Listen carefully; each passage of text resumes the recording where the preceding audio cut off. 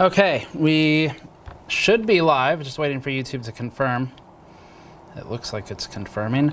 If you're in chat, go ahead and let us know if you can see and hear everything okay. We're going to be streaming the overclocking of some 6800 XT partner cards today, so let me know if you can see and hear everything without any issues. And then we'll get going. Let me take a couple of these chat messages first. Hidden Resolve said, would be nice if GN re-uploaded his side of the EVGA stream. We actually uploaded it, we set it live, but I think because it's over 8 hours, YouTube nuked it. So, like, if you go back to the link, it worked for about almost exactly 24 hours after we concluded the stream, and then just disappeared. So I think that's what it was. But if you want to see it, EVJ's got it live on their Twitch page, I think, and that's the only place it seems to still be up for that stream. So I think it's just because of the length of it, YouTube killed it. Anyway, people are saying audio and video is good, so that's good to see. Someone asked when the mod mats will be back in stock. That is, there's a date on store.gamersaccess.net. We always have the dates there for any of those questions for our estimates. And then there's one other question. Why overclock first without reviewing? So we've actually completed a lot of testing on 3 of these cards so far, and this is part of the review. So overclocking is part of it. I don't know if we'll do reviews on each of these individually, or if we'll do a roundup, or what our approach is going to be. But either way, we'll review a couple of the partner cards at least, and overclocking is part of the review process to see, outside of noise normalized thermals, acoustic performance, quality of life features, stuff like that. You know, what else do you get out of it? So this will be part of the review, and we're going to take this data and use it to contribute to at least one section of the reviews, basically. So we've got a couple of these on the table, and we're going to just kind of go through, just like we did with the RTX ones, go through the OC process. I'll mostly be using AMD's software for the overclocking, and then we will we'll just see who can clock the highest out of the box. Okay, so people say that you can hear and see stuff all right. When will the gold foil shirts ship out? They are still on target for the date that was on the store when they went live, so that hasn't changed. You can always email support@gamersnexus.net if you have any questions about the order. You just send them your order number and ask them, hey, what's the timeline, and they'll give you one. Okay. All right, so let's get into this. I'll go over the cards first. The one I have in here right now, so we've done some testing on these cards, but I haven't done any overclocking on them yet. So I'm going into it blind with regard to overclocking, and the power testing was done by Mike, so I haven't done the hands-on power testing with it. That was done by one of our team members. So this Sapphire card is what we'll start with. Let me shut this down. I've got the drivers installed already, which is why it's in there, just so we can get it kind of up to speed for the stream without having to do an extreme driver install. And just unplug it briefly to walk through each of the cards.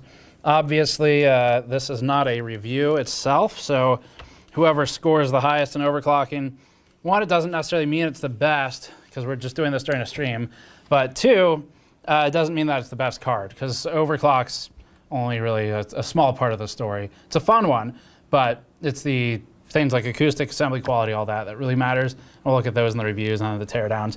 All right, so this card, I think, is just called the Sapphire Nitro Plus. And the Nitro Plus was one of the best performing 5700 XTs that we reviewed last time. So we're going to start with this one. I can see already that it's using the kind of fans I like to see, which is, so first of all, the outer 2 fans are larger. They look like maybe 100 mils. And center one's smaller. But the part I like to see is there's one screw in here. Let me flip it so it's easier to see on camera. One screw in the top center, and then it's clear this is a pin to pad contact. So actually, let's just take one of these out right now, because it's trivial to do if it's what I think it is, and it won't influence anything. So it's just should just be pin to pad contact. I'll check the chat and super chats and stuff in a moment. We're going to take super chats today. If you want to send them in, I'll be reading all of them until at least we may voice a cutoff point at some point, depending on how long the stream goes. But for now, we're going to be reading all the super chats that come in. Okay, so this looks like what, yeah, that's what I want to see. Cool. So there you go. This is what I'm, whenever you see our teardowns and I'm complaining about how the fan requires disassembling the whole damn card to get to, this is what we really want to see, which is just pins and pads and a screw. That way, if the fan dies at some point, which is one of the most common video card failures, is just a fan dying, you know, it clogs with dust or whatever, Sapphire can presumably, or anyone else who does this, just send you a replacement fan in the mail, and then you can take care of it yourself. So that's why I like to see the pin to pad stuff. Whereas for most people, you know, most people are not comfortable taking apart a video card, and if they have to disassemble half or almost all the card to get to the fan and the cables, then that's obviously going to be kind of problematic for RMA. So that's good. That's a good start. Anyway, 3 fans on there. And there's a back plate. I'm looking right now for thermal pads, and I think I see some. I definitely see LEDs. I definitely see some foam. Trying to see if I can spot. Oh, there's a thermal pad back there. Okay, so there's one back there for the for the VRM component reverse side, and then otherwise a little bit of flow through over here, which we saw in the previous Nitro design as well. That's not new, but you know, NVIDIA made it a big thing this year, so suddenly people care about it. Let's see. We've also got a couple of others here. I'm going to turn the AC down one click, and we can get some shots of these while I'm doing that. Okay, what's chat saying? Yes, yeah, so there's a software, there's a VBIOS limit. That's really not, sadly not new for the Radeon cards, but almost definitely Igor's lab will, via Helm, will have a workaround at some point. So I don't have that here today. That's gonna be power play tables and stuff like that. But he normally has a workaround for those software VBIOS limits. Is this a RipJ live stream? No, no, it's not. These will not post top scores on Port Royal. So it's just overclocking the 6800 XTs, that's it. All right, so the other cards, I think we're definitely gonna work with the Sapphire one. I think we'll probably work with the PowerColor one. I would like to see, for those of you who are in the stream early in the stream, you've got a chance right now to kind of vote on which one we're gonna work on for the 3rd today. I don't know if we're gonna have time to do all 4, but we'll do at least 3 cards. So what I need you to vote on, just in chat, I want you to type one of 2 words. Either type, someone thinks it's a lot more cards than it is, because this thing. So this, no, this is not 2 cards, it's just one. It's just a closed loop liquid cooler. So I need you to type in either, oh man, yeah. Type in either XFX or ASUS, one of those 2. And I'm gonna show you the choices, then I'll read chat. So XFX is this super fat one. The PCB comes out probably about 70–80% of the way, and then it's cooler for the rest of it. They still have a bunch of blockages to their vertically oriented fin stacks, so they haven't completely solved the issues that we saw on the thick last time. ASUS's card is completely different in that it's a liquid cooled one. So this is a closed loop liquid cooler ASUS card with a VRM fan. So, okay, I'm looking at chat now. There's a lot of, I'm seeing, I don't know, it's looking kind of even, but I think I'm seeing more XFX. Someone just posted a question, and I feel bad for them because the only thing I saw was a question mark, and it scrolled off the screen. I don't know, it's pretty even, but it looks like, okay, all right, let me do one more, let's do one more round of this. So let's do one more round of these votes. What I'm going to do this time is say, I'm seeing a lot of ASUS now, but it was front-loaded XFX earlier.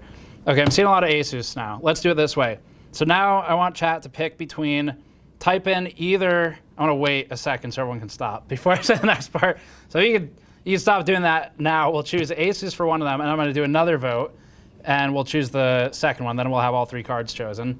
I just wait for chat to slow down. Okay, so now I want you to type in either XFX or PowerColor, or I mean you could type in Devil or Red Devil if you want it cheaper or shorter. But XFX or PowerColor. Why not use a straw poll? Because this seems fine. It doesn't seem like we need to. No, we don't need a poll for this. It's not that important. That's like a lot of extra steps for something that's just kind of fun to do in chat. Okay. All right, cool. So chat did slow down. So XFX or PowerColor is what I want to see. All right, there it goes again. Seeing a lot of XFX. Oh, I don't know. Why is, yeah, no, it looks like XFX might have won this one. PowerColor's in there, but I'm seeing, maybe it's because there's a lot of X's and XFX's name, so it makes it look like it's appearing more. All right, well, we'll get started, and we'll start with Sapphire. We'll do the ASUS card second, and then I'll probably do the XFX card last, and then we'll see how it goes. Someone says we want a poll. I mean, go ahead and make one. go make your own poll, and maybe I'll look for it later. Okay. So this card has already had the drivers installed for it, which is why we're going to start with it, so that it can just kind of get moving a little faster. And then we'll do, I don't know, we'll figure out what to do next via chat probably after this one. Need like a YouTube plays overclocking, basically. During the next month or so until December 18th, we're officially announcing this in our next news video.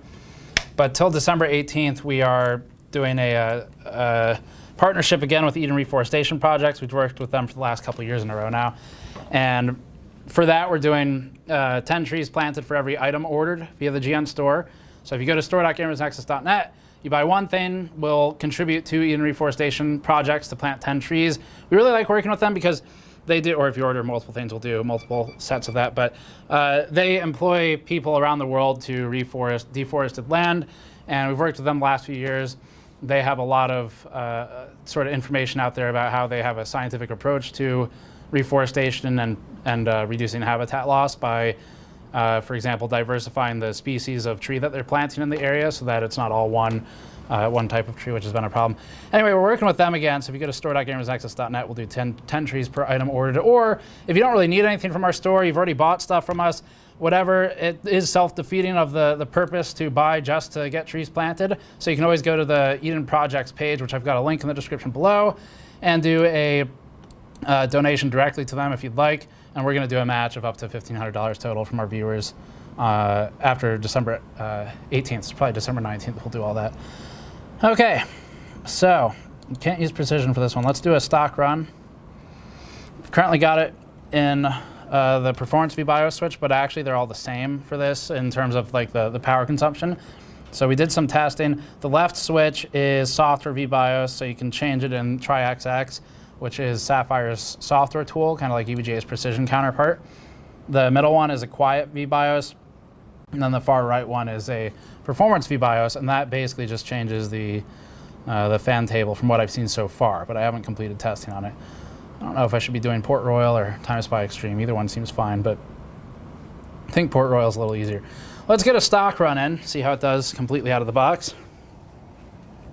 Yes, I already know that it can't overclock past the software limit, the 2800 megahertz limit. I think about 100 people have said that now. So also, we talked about that earlier. Okay, so this is going to be the Sapphire card.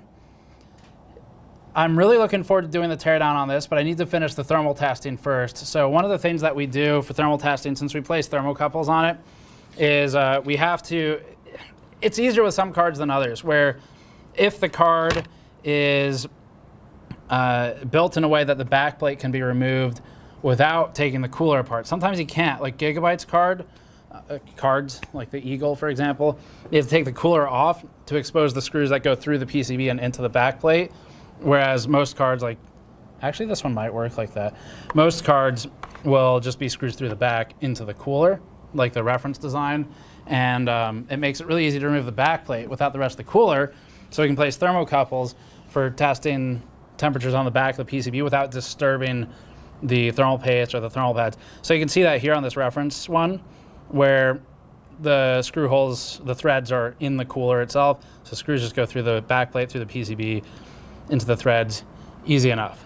Unfortunately, some cards you have to take the cooler apart, and for those I have to do about 2 times more testing, because then I need to do testing before thermocouples, testing after thermocouples, make sure there's no change in GPU performance, and then we can start collecting the memory temperatures. So point of all that is we're eventually going to be doing the thermal testing on memory, VRM, all that stuff on these cards, but I think I'm going to start with the Nitro because it got a pretty good review from us for last generation.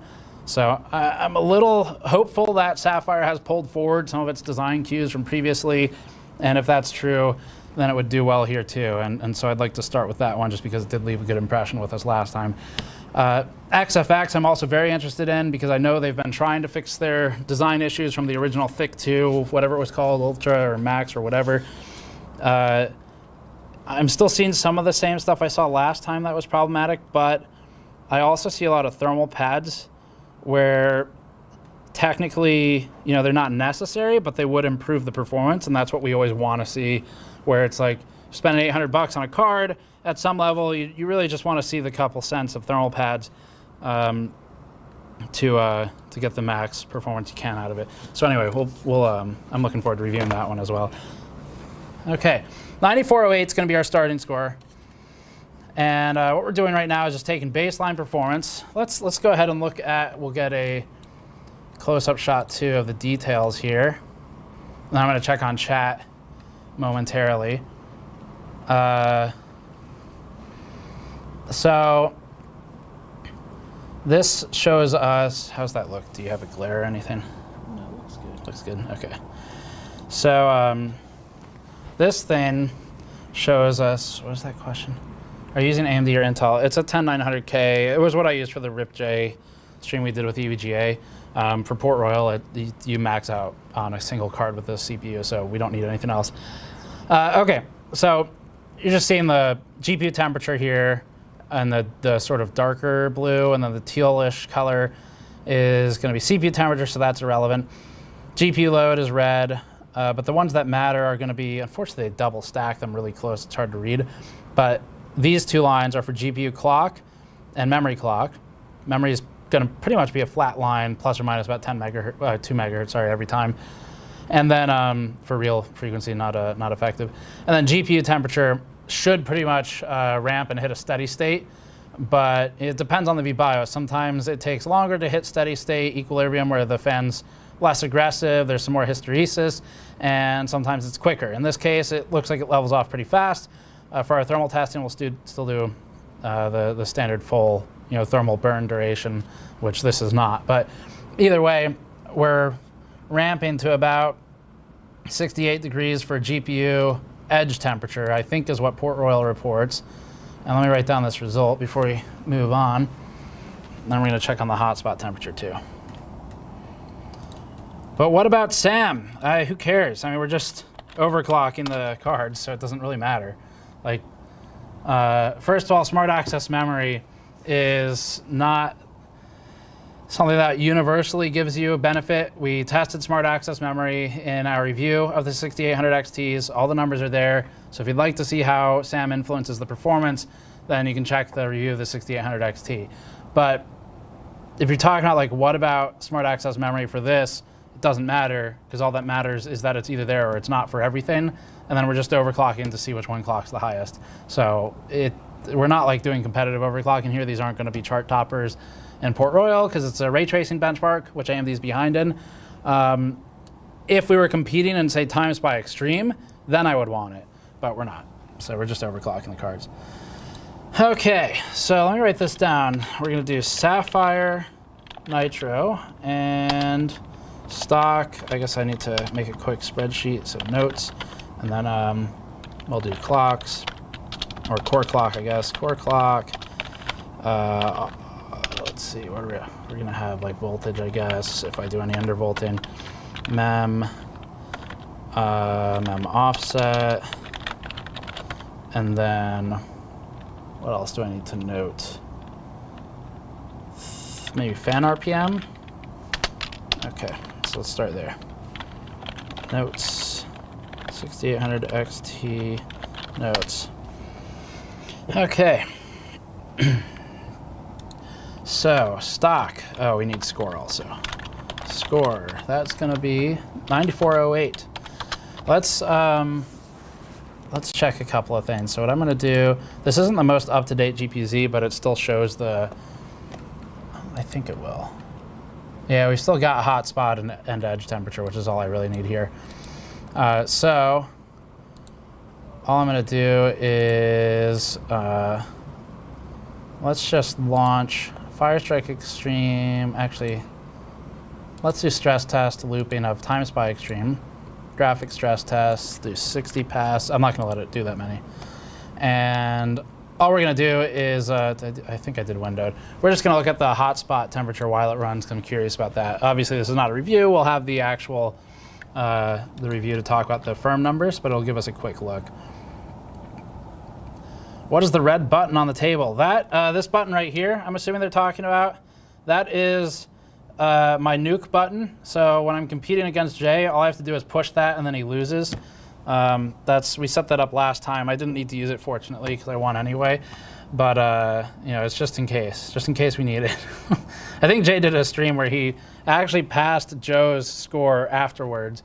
I don't know if I'll have time to get back to that anytime soon. We have all these XTs to kind of try and review, so. All right. So let me try and explain some of these things in, let's see, yeah, that's working, okay, good.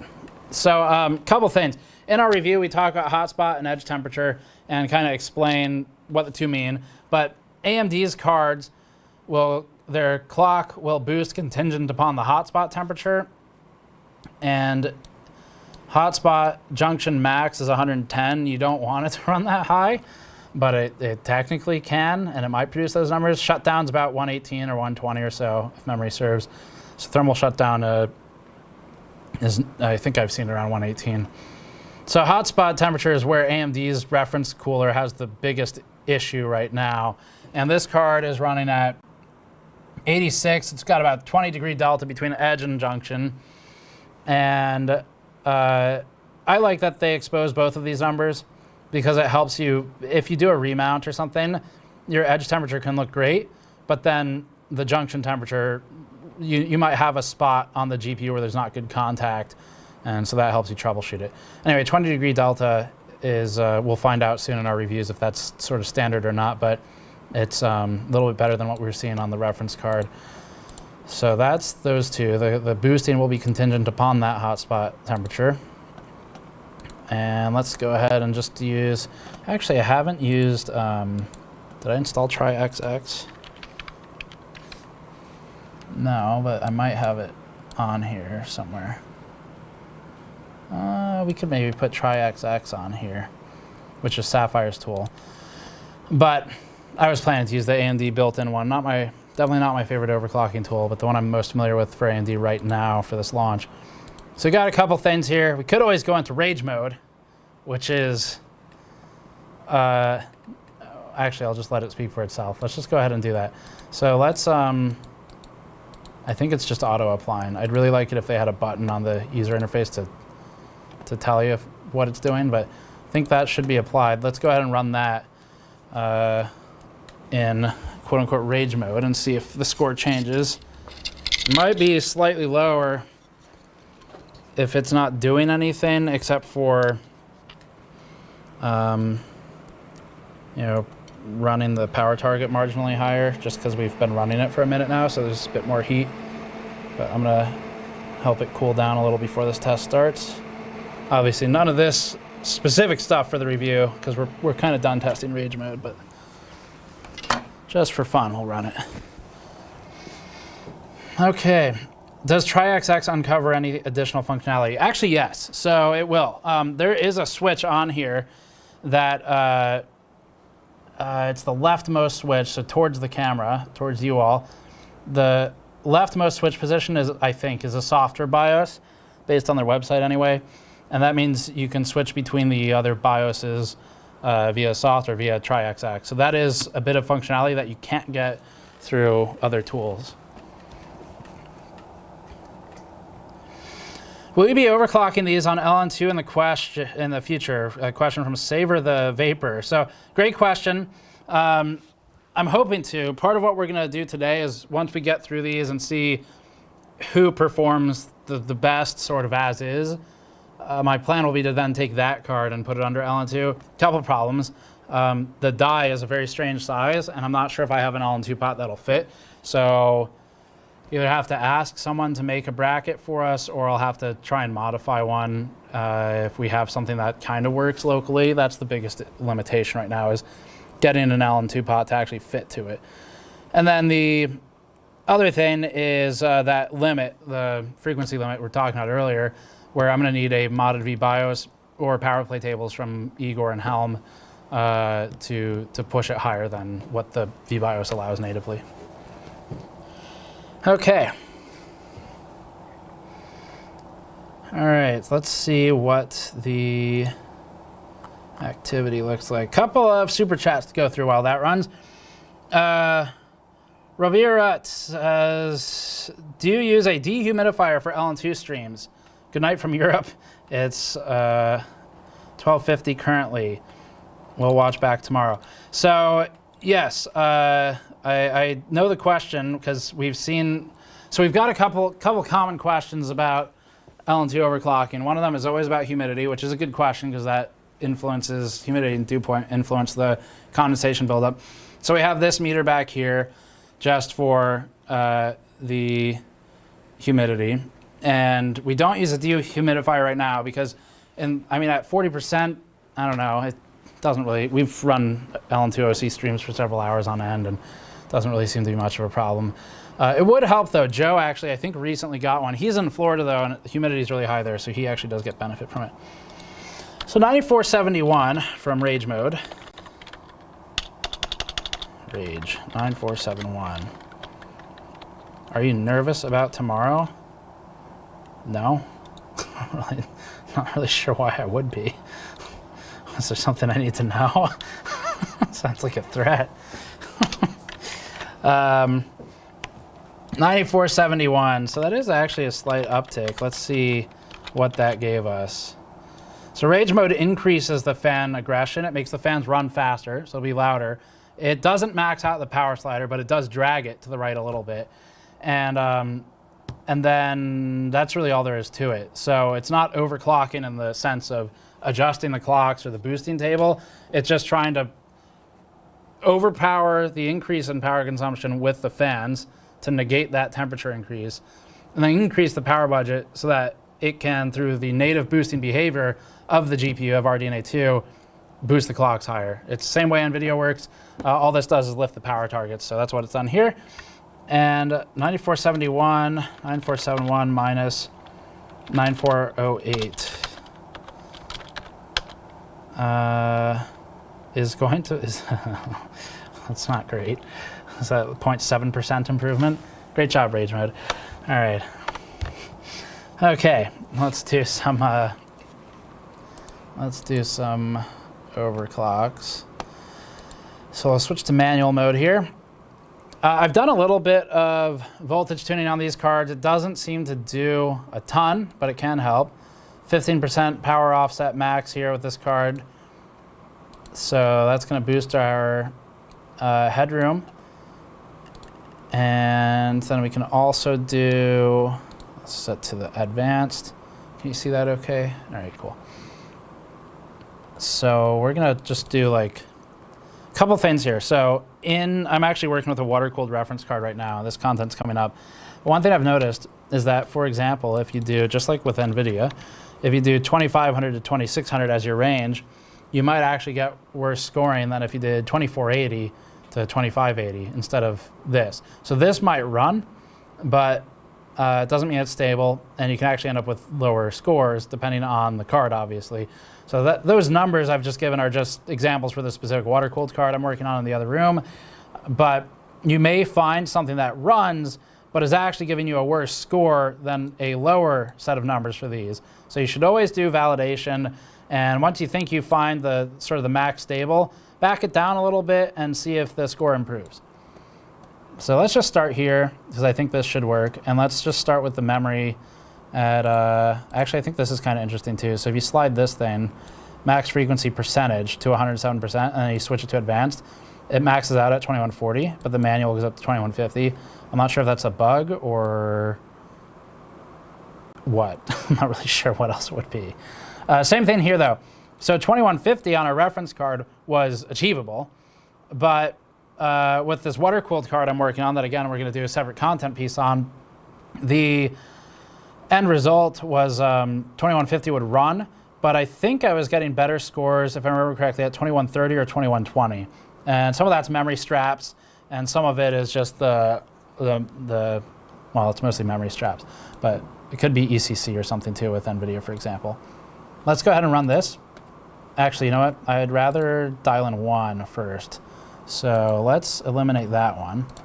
And let's just do the frequency first and get that working. One of the quick ways I like to do this is normally with TimeSpy Extreme looping as a stress test. I dial it in and then I start running the scored tests, but because we're gonna run through this kind of quick today, since it's a stream, we'll just do it like this. Does increasing the memory frequency help the cards as much as in the past? Great question. I need to isolate still. That's a good point. So definitely it helps. I might have some score tables that we've published in our XT review, but I'm not sure. We might have one in there. For sure it helps. I have not done isolated core versus mem OC testing on this generation, but that's a good idea. And I'll probably do that in the piece that we have coming up right now, actually, because I need some more content for that anyway. So that'd be a good thing to shove in there. It's a good question. Okay. Overclocking risks killing the hardware. Plus, it's worse performance per watt. It's stupid. What do you gain? Maximum 10%, so you can save 4 milliseconds? It's already fast enough. Overclocking. I don't know where this notion that like overclocking risks killing the hardware really comes from. It's not overclocking that kills hardware. It's people who are either doing extreme overclocking, which is different than what we're doing here, or people who don't do any research. So if you're going to go on a forum and find that someone named Bearded Hardware typed in 1.7 volts and got 6 gigahertz, and then you copy paste those numbers into your BIOS, yes, you might kill your hardware. But if you have some sense about it, it's just a fun way to tune what you're doing. So to answer the question in as constructive of a way as possible for such a aggressively phrased question, the fun of overclocking, I mean, that's what it is. It's not necessarily about an extra 10% or an extra couple milliseconds off on the frame times.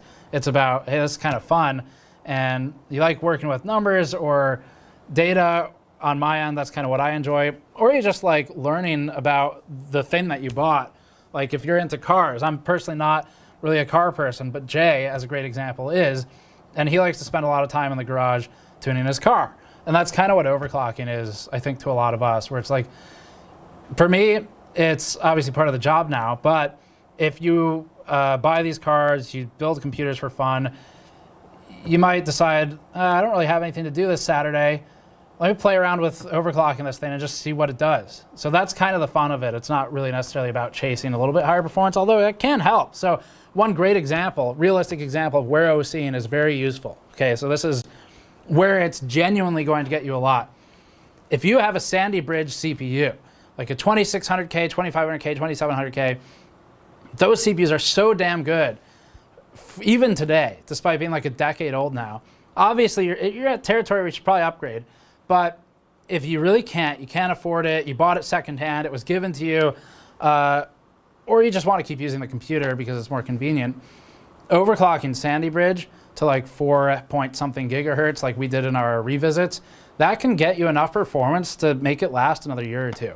Because once you're on that older hardware like GTX 970s, 1080s, 1080 Ti's, those are getting old enough that an OC now, relative to when it was new, is sort of more meaningful, because if it can prevent you from buying into a generation and allow you to skip one more by OCing, that's pretty good value, even if the performance per watt is worse, because you might only apply that OC for a little while and just kind of get you through the next upgrade cycle. So OCing can be very useful. In this instance, it's just kind of fun though. I'm not always going to try and make it out to more than it is, which just being fun's fine too. 9781. So let's go ahead and look at Savor the Vapor in chat says, that's why I got into it. Computers remind me of working on cars. There you go. So 9781 is actually a pretty big uptick. Let me write this down, 9781, so that was plus 15%. Oh, we've got some people in chat talking about their CPUs they've overclocked. Let's see what they're saying. Someone says, yep, Animal Saxena says, yep, i7 2700K at 5 gigahertz right now. Jaroslav Mach says i7 3770K at 4.8 right here. So there you go. Great example. As long as you're doing some research before you apply the OC numbers, you'll be okay. And always do stuff in increments. That way you get a feeling for where the temperature is and stuff, how the responsiveness is. Okay. All right, so let me write these down. There's some other good questions, but I'm gonna get some of this done. So 2500 to 2600, we left voltage alone. Should probably be 1150 if it's like the reference card. So I'm learning here with you all today. I haven't done any overclocking on these yet. We've done power testing, some other testing in the benches, but this is the first time I'm overclocking them. So we are experiencing each of these cards at the same time. So 1150 millivolts is the standard. I found a little bit of like maybe voodoo magic performance uplift by dragging this down, but I haven't done enough testing to confirm if that's just me drawing conclusions from variance based on a change I made, or if it's actually legit. In the past, we've seen some benefit from undervolting on AMD because you run the voltage lower, it gives you more power budget to apply to the core OCs, so it can help, but I'm not 100% sure how much it'll help here. Let's go ahead and run 26 to 27 and see if it can survive that. Actually, you know what? Here's what I want to do. Someone asked, how much does MemOC help earlier? And I said, that's interesting. We should isolate the two. I'm going to leave this where it was. There is variance in Port Royal, but I've stripped down this OS a good amount, so I'm hoping there's not too much. And again, this is all done live, so it's not as controlled as a review will be, but it'll still give us interesting info. What I'm going to do is put this at 2100. So I'm fairly confident that that will definitely give us a stable memory strap, and then we can increase it later, but where's that coming up from? 2000, 2100, okay. So let's see what a 100 megahertz bump does for our score with no other changes. And again, there'll be a little bit of variance here, but hopefully it's not too much with how stripped down this OS is. Okay. Fan's auto right now, so it's gonna just follow the VBIOS curve as default. All right. People talking about their older hardware overclocks, which is always cool to see. Okay, so let me get through some of these super chats. I just saw one pop in, but I'm going to get all of them that have come in so far. So super chats, we'll always read through all of them. We eventually put in a stopping point where we'll say, you know, we got to end the stream, so we're gonna limit it here. But for now, we're still reading all of them that are in. And I just saw one coming from Ursus who says, if I could tip you $1,000, I would, for that reasoning and explanation of why you OC computer hardware. Thank you. I mean, yeah, I'm happy to explain that for free because that's a really common question. And I think, you know, unfortunately, the person I was responding to phrased it in such an aggressive way where I don't think I'm ever going to get through to that person. But if you're genuinely just like, I don't get it, what's the point? That's cool. That's completely fine. Because a lot of times, if you're looking at like Port Royal run, you might be going, well, okay, but that's not a game though. So how does this translate? And that's a totally valid question. So happy to try and explain the reasoning. Okay. Super chat from Brendan Stubbs, $5. Thank you very much. Said, are you going to be using Rage Mode for 0.0 improvement? Aha! Joke is on you. It was 0.6% improvement. So, we're going to move on now. Crackhone says, sent Hong Kong 50, thank you. Is this a Rip J live stream? Oh, I got that one. No, yeah, I would love to do an OC battle series with 6900 XTs, I think. I don't know how the timing of that will work out with end of year, and then the other thing is we would probably have to move off of Port Royal. I mean, we could still use it as long as we're just comparing 6900s to each other, but it Gets tough. I don't know. They might be really good Time Spy scores. They might be able to beat a 3090 in Time Spy Extreme, I bet. So that would be interesting. The Colonel said, or sorry, I skipped one. Zentho Sheen, $20, thank you. It says, hey Steve, hope you're all getting some rest now that the launches seem to be calming down. Keep up the great work. Thank you. I think we will be able to get more rest once the other video card launches this month end. Not sure how many of those are public yet. Definitely one of them is public. So there are other video card launches this month, and then we'll be able to get some more rest. Let me do one more and then move back over here. The Colonel sent in CHF2. What is that? CHF dollar symbol. I'm always curious about where the what the country codes are. Well, this top result was useless, so unfortunately, is it? I don't know. It's saying Swiss franc.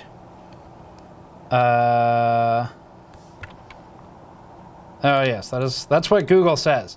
So hopefully Google is correct. But thank you. It says GNPO box to send you a 3D printed fan stand. Oh yeah, did I? Fan stand 3D printed. Someone emailed about that. I don't remember if I followed up on it. If you're the person who previously emailed us, reply to the thread and bump it to the top, and then I'll reply. It is there. It's where is it? We have it public in some videos. I just have to find it. PO Box 3189. So we've got that. Let me just paste this in chat. And then that's where I can go. It has to be USPS though, or I think they'll reject it. Oh, Gamers Nexus. I'm just answering this person's PO Box question in chat. Okay, there you go. All right. So 9824, that was from the 100 megahertz memory bump and nothing else, which is definitely more than variance. Let me go ahead and calculate what that difference is. 9824 improvement from, oh, the Colonel says it is Swiss francs, cool. I don't know how PO boxes work internationally. If you use a carrier that hands off to USPS, I think DHL does, then it'll work. So the previous score was 9781, 9781, divided by 9781. So, what was our, is that it? 9824, 9781, 9781. No, that's right. That's 0.44%. So it's a little bit better than rage mode. So I think the memory OC will need to isolate more on a per game basis to figure out how much it matters. Port Royal is a ray tracing benchmark. It's going to be abusing the RT hardware on here, and I have a feeling if I don't want to diverge too far from the stream goal, which is just to OC all these cards and figure out the maxes, but I think if we ran Time Spy Extreme, which is more core intensive for GT1 and more memory intensive for GT2, we might see a bigger difference. We can probably just quickly run GT1 and GT2. So let's just do GT2 plus 100 megahertz seems fine for the mem. Let's see what that does. Let's see, what was it? 9824. 9824. This will be interesting to learn. 2600, and then mem was 2100, so plus 100 megahertz. Okay, I'm just writing down all the scores as we go, so we can do a recap later.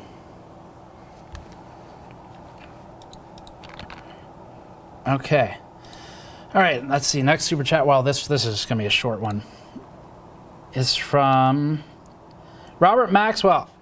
Said PowerColor gain. Philip Zeiser says, hello again. Hello. How can be $10? Thank you. Says, I'm having connection issues. I appreciate the consistent data load on my network and good information. Yes, I hope you don't have data caps. If you do, I'm sorry. Especially if you watch the 8-hour stream we did the other day. Let's see. would you consider getting an i7 3770K for your i7 collection? That's the only one that you don't have, I think. You must be a very astute viewer, because yes, that is in fact one of the only ones that we don't have. In our Intel 10 years roundup we did, 10 years of Intel CPUs, that was the one missing. We might have had the 3570K in there, but we did not. I probably should get one at some point, but okay. So next one, while that runs, is from, it scrolled down, where'd it go? LG94 Real. Please tell me that's not an Intel CPU, you're testing AMD GPUs. I can tell you that, I guess. All right, so 5141 is the score. Now what I need to do, I'm gonna write that down, and then we're just gonna run it with this disabled. Let's see, let's just double check that. Yep, that did in fact reset it, just making sure. Close, let's run that again.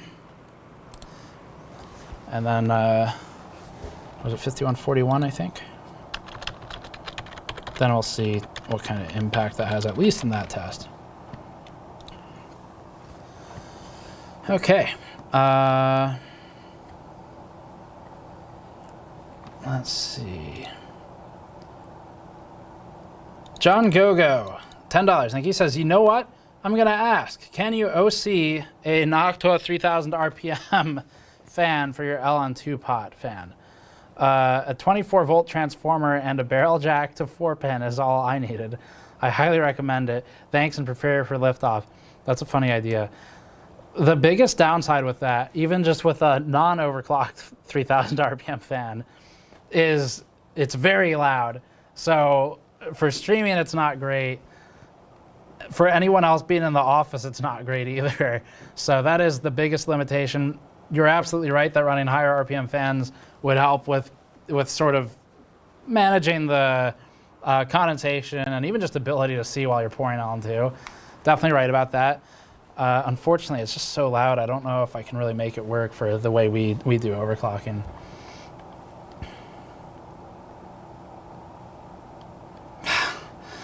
Okay.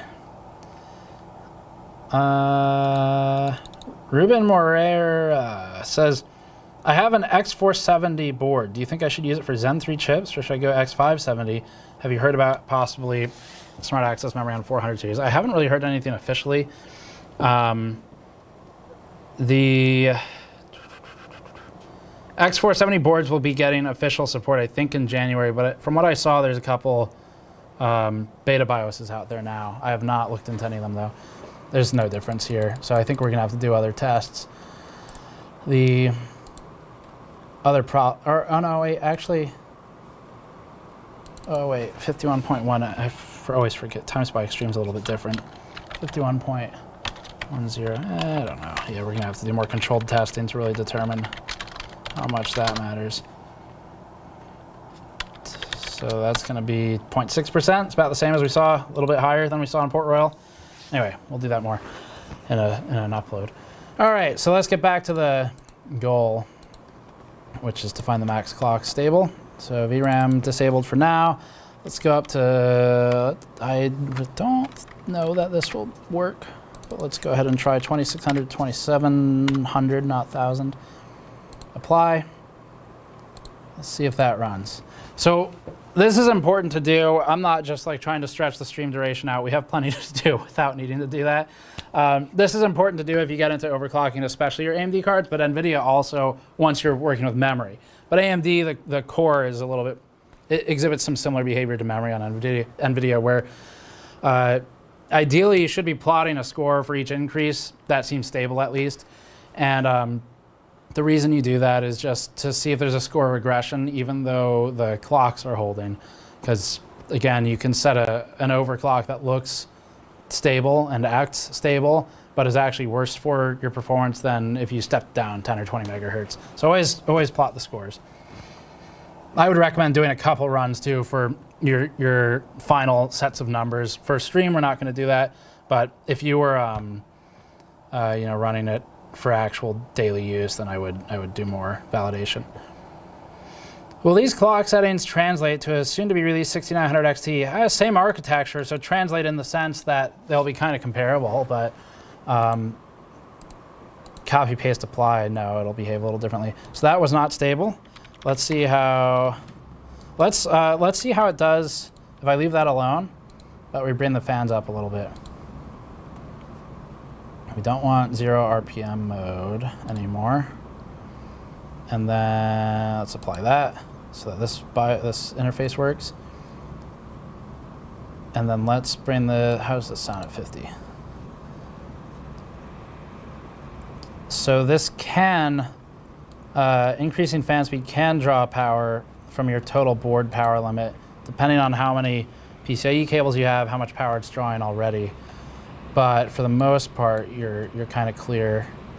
And once you get into like FTW3, VGA, original VBIOS type of behaviors, 3 fans at max speed is going to pull power away from your power budget on that original VBIOS for the FTW3 3090, because now you're talking like tens of watts for just fans. So it can impact your power budget negatively in a way where running 100% fan speed doesn't always improve your frequency capabilities on a card. But with the updated VBIOS, assuming it works, we've gotten some emails from people saying it's got issues, but with updated VBIOSes from vendors that give you more power budget, then that's not really a problem. But it just depends on how much power budget you have. Okay. Let's see. Let's do a couple of these chats. Bushy1147, $5, thank you, said, do you think the AIB cards are overinflated or just high for 6800 XTs? I'm assuming you mean the pricing, because I haven't started writing the reviews. So a bit of sort of background information for you. When we work on reviews for these, I basically get through all the data first, and I don't really look at it too much other than to make sure it's working properly until we get to writing the review. And that's also when I look at the pricing. So I'm not sure what each of these is selling for exactly. It doesn't, like, I can look it up. It's not going to influence the review or anything. It's just something I do last normally. I do know that a lot of them are closer to the $800 mark, at least in some regions. So the question of are they like overinflated, I don't know. I mean, 800's awfully high. That's, you kind of kill all the value of the card at that point. So like, it can still be just like the ASUS Strix 3070. Amazing card, really bad value. Yeah, like at that point, you maybe should just get, when it came out, since these weren't out yet, you should have just gotten a 3080 instead for the most part. But I think they sold a lot of them anyway because people couldn't get anything, so they just bought whatever was there. So that didn't really help us. Let's go ahead and look at the details here though. Where was our temperature? Temperature was about 7 degrees lower at the end there than previously with these fan speeds, so it did benefit, but it didn't stabilize. I don't know. I'm like tempted to run it all the way up, but I don't know. Let's see. Let's try 2550 to 2650, see how that does. And then once we find the limit there for core, we'll do mem, and then we'll move on to the next card. Okay. Can you put the score on the screen? I'll go ahead and do that once we get the first card done. I'll put the score on the screen for that card, and then we can track it for the others. I might forget. Someone will have to remind me. Okay. Okay, so let's do, while that's running, quick recap of the scores for this card so far, if you've just joined. It's done 2500 to 2600 without issues. I need to write down that 26 to 27 did fail on this card, so fail there. Put fans on external power. I mean, yes, but you know, not for this, not today.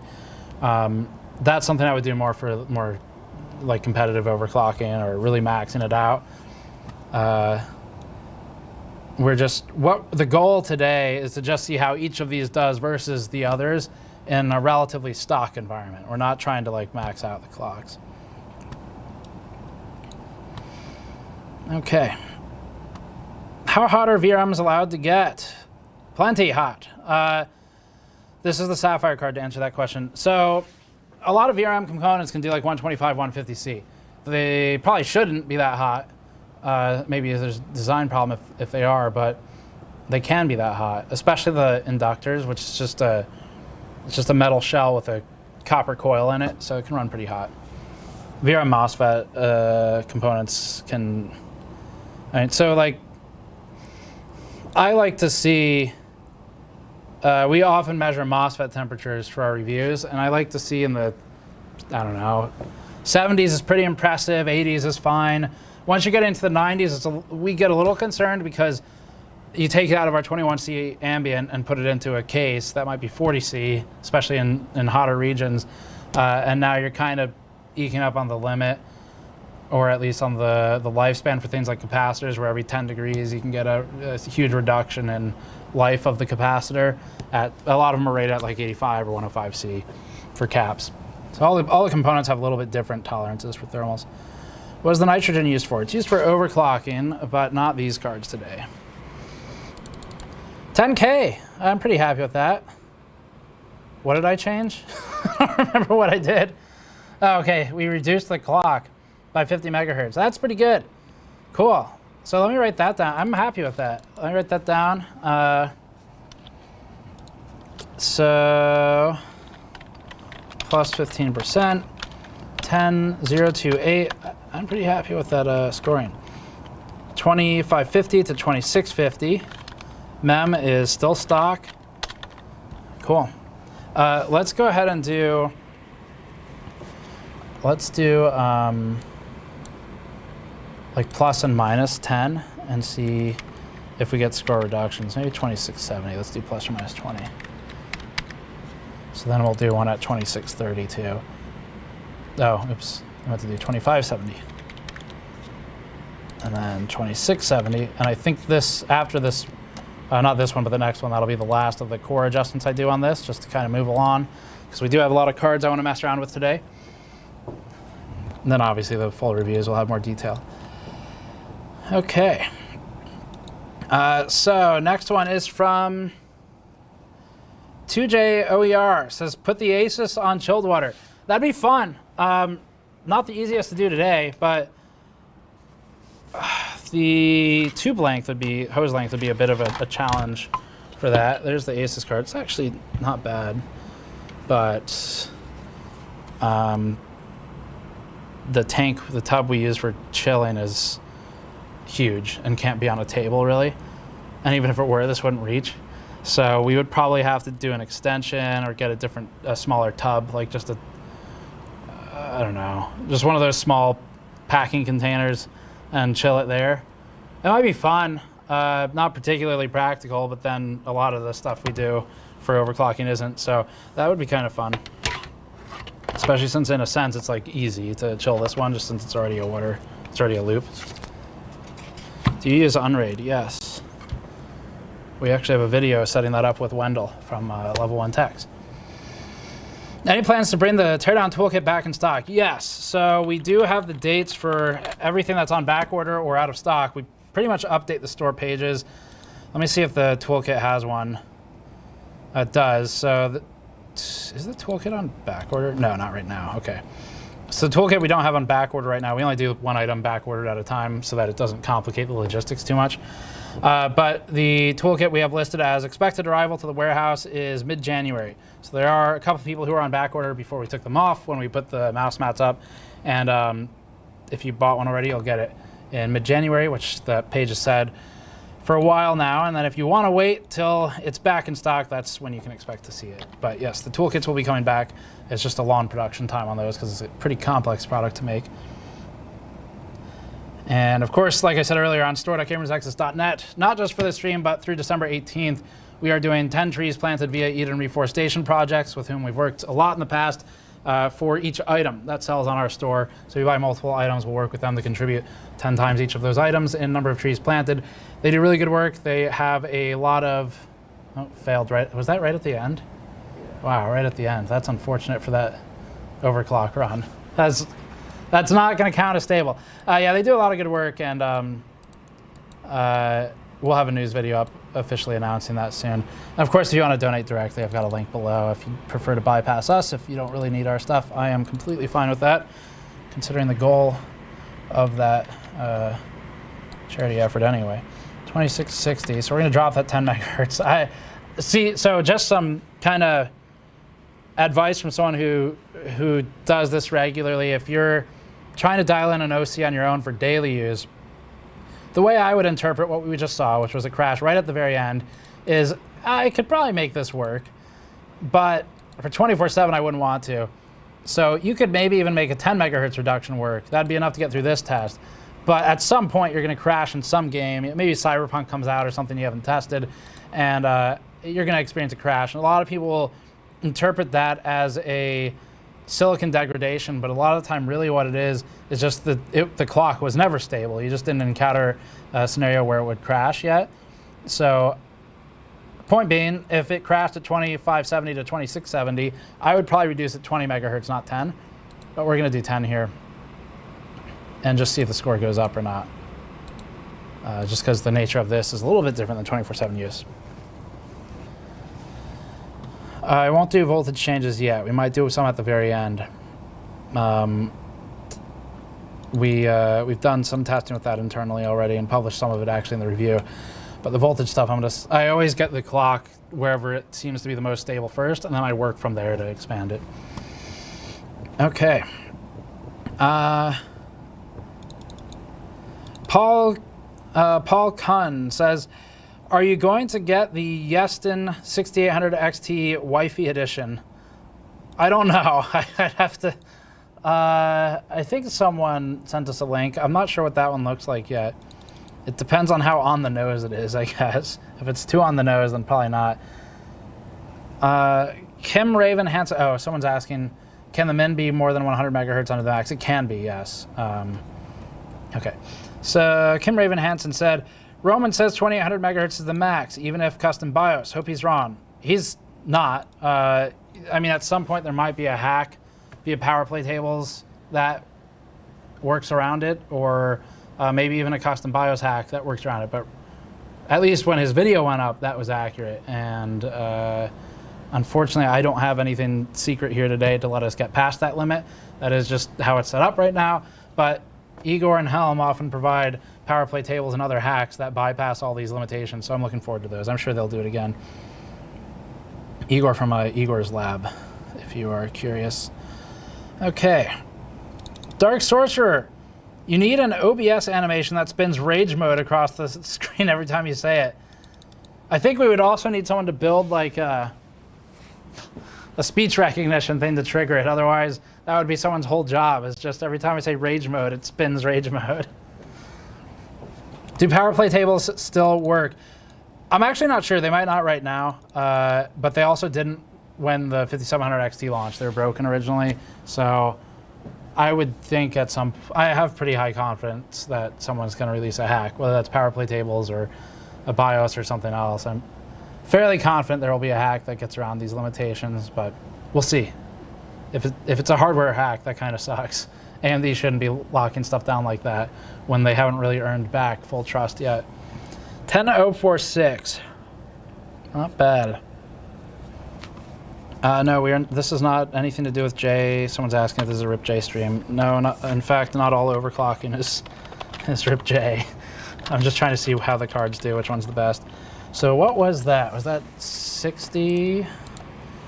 Previous score 10028, so 1028 versus 1046. That's 2560 to 2660. That is, in fact, an improvement. Someone says Igor's lab has some hacks out for the 6800. Cool.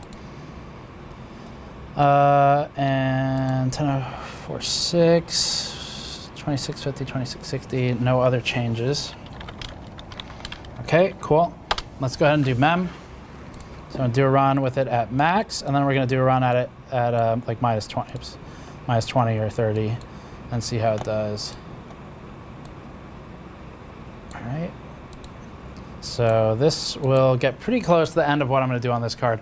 There's a lot more you can do. I might play around with voltage a little bit, but if some of that's getting into territory where it's better to do a dedicated stream for just that card, or to do, leave it for the review, because there's so much that we can do with each of these. You get into the memory timings too, that I don't want to spend all the time on one card, so we're just going to kind of set limits for each one. All right. So next super chat was from Brian P, who said, any inside insight if there will be any 3070 blower style cards? I have an Alienware R11 I want to upgrade. The 3070 is the only card short enough to fit, but I'm worried about the thermals if I use a non-blower card. Let me look up the Alienware R11. Alienware R11. See what that looks like. Yeah, I can see why you would want a blower card with that. That looks like a hot case.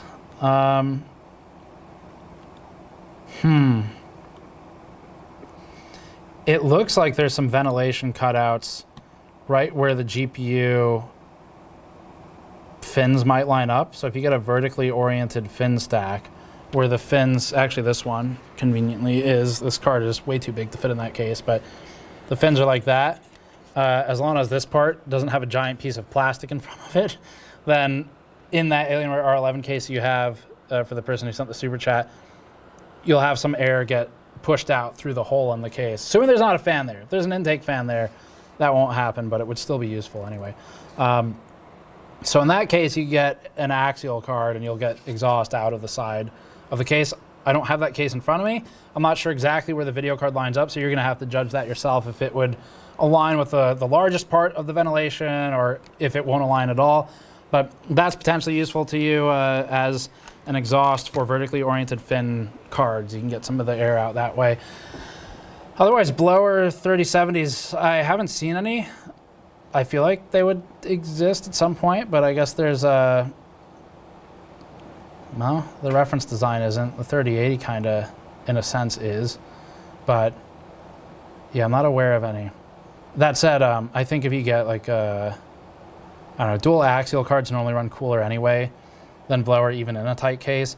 It just becomes a difference of how do you get the air out of the case once it's in there, if it doesn't have many exhaust ports or a rear exhaust fan or anything.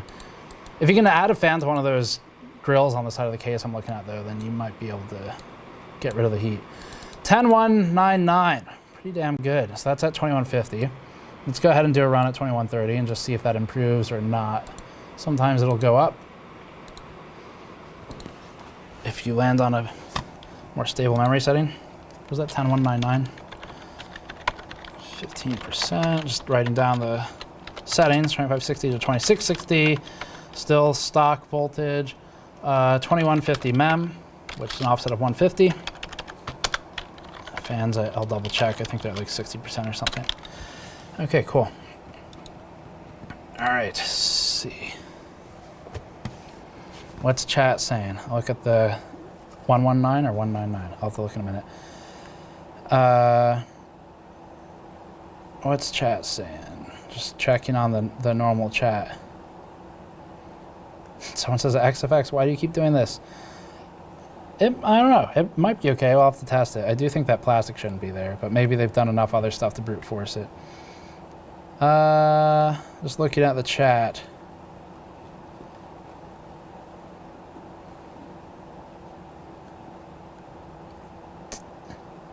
Andrew D says, Steve is stressed, lol. Actually, no. Like, this is, no. This is actually pretty easy stream. Compared to that 8-hour stream we did with EVJ, that was pretty stressful. There was so much going on. It's 8 hours nonstop live, and there were like 5 or 6 people in my ear from, EVJ HQ. So that was a hard stream. This is pretty easy. This one is one of the easiest streams we've done in a while. I like these because it's just like testing the cards out of the box. How's it do? Kind of quick turn and burn on them, and then we do the full review later with more detail. But I like these. It's a lot of fun to go through them kind of quick. Why separate 8-pin cables? Does it deliver better power?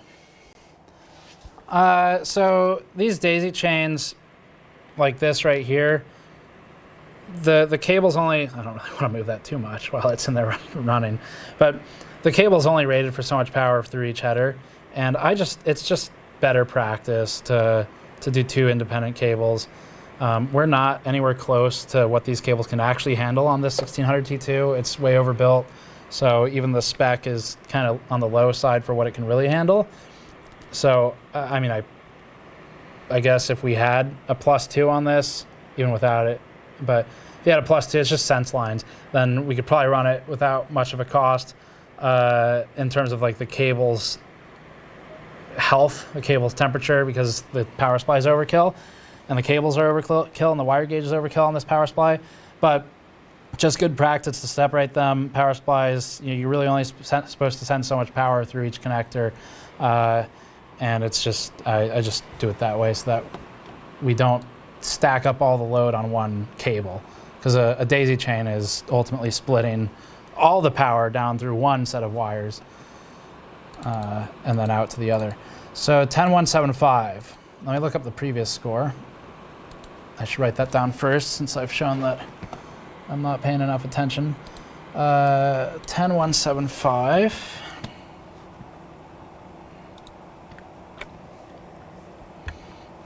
So 10175.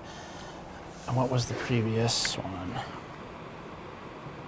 Previous one was 10199. Okay, so it is a reduction. That's good, because I reduced the memory in that one. Plus 15%, 10175. Everything was the same except for mem was, I think, 2130. Let's double check that. Yep, all right, that's behaving as expected then. Cool. So 2150 is actually stable. I wish we could go beyond that. I don't really know why AMD insists on this. Like, I don't know what, AMD, why do you do this? Why do you do this to yourself? They make cards, or their partners make cards that can be such good overclockers, and then they've got these limits in here. The frequency is an okay one because we're not hitting that with this particular card, but the memory, I wish we could just type in an offset and overclock it as high as we want and see how it goes. All right. Maybe do one last run with like 1120. Let's try 1100, see if it's stable. And if not, then I think we'll probably move to the next card, just to make sure everyone's got some, each card's got some testing on it today. All right, let's try that. It's 10199. I'd kind of like to hit 10200, but it's just an arbitrary thing.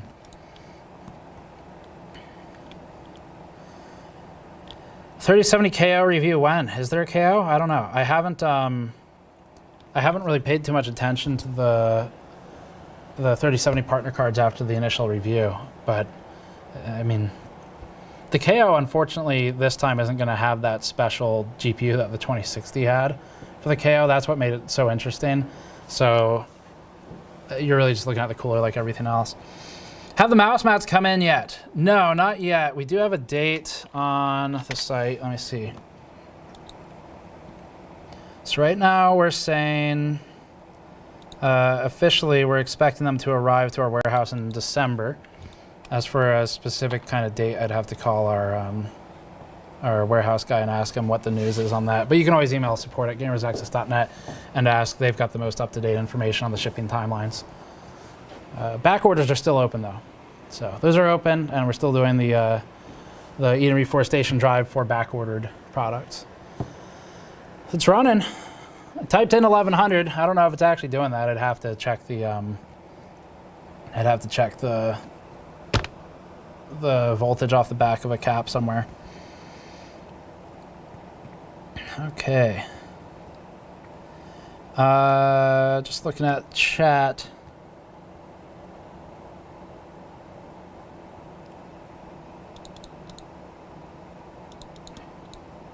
So, Blendinator said, rage mode. Thank you, Blendinator. Always good to see Blendinator in chat. I think, if I understood it right, I think Blendinator works for Blender, for the group. I'm not sure what the job role is, though, because last time when there was a donation, I said, I think Andrew would prefer if he gave the money to Blender. And then I think they said that Blender's their employer or something. DJ Smith, Let's see. Do you ship to the UK? If so, what's the markup? There is no markup. You pay the shipping cost, whatever that is, but we don't mark it up. We do ship to the UK. If you just add it changes based on weight, right? Like, there's not, shipping is going to be based on dimensional weight or weight. Nice, 10209. Cool. So you'll have to, just choose the product, add the cart, and it'll tell you it'll give you a calculation. That's nice to get past 10209 or 10200 as just an arbitrary point to pass. I was happy to see past 10K though. Wasn't expecting that with those early scores. They're kind of low. Sweet, let me write that down. More power tool. I think it does work, but I have not downloaded it. So this one was 10209. That's cool to see. 2150.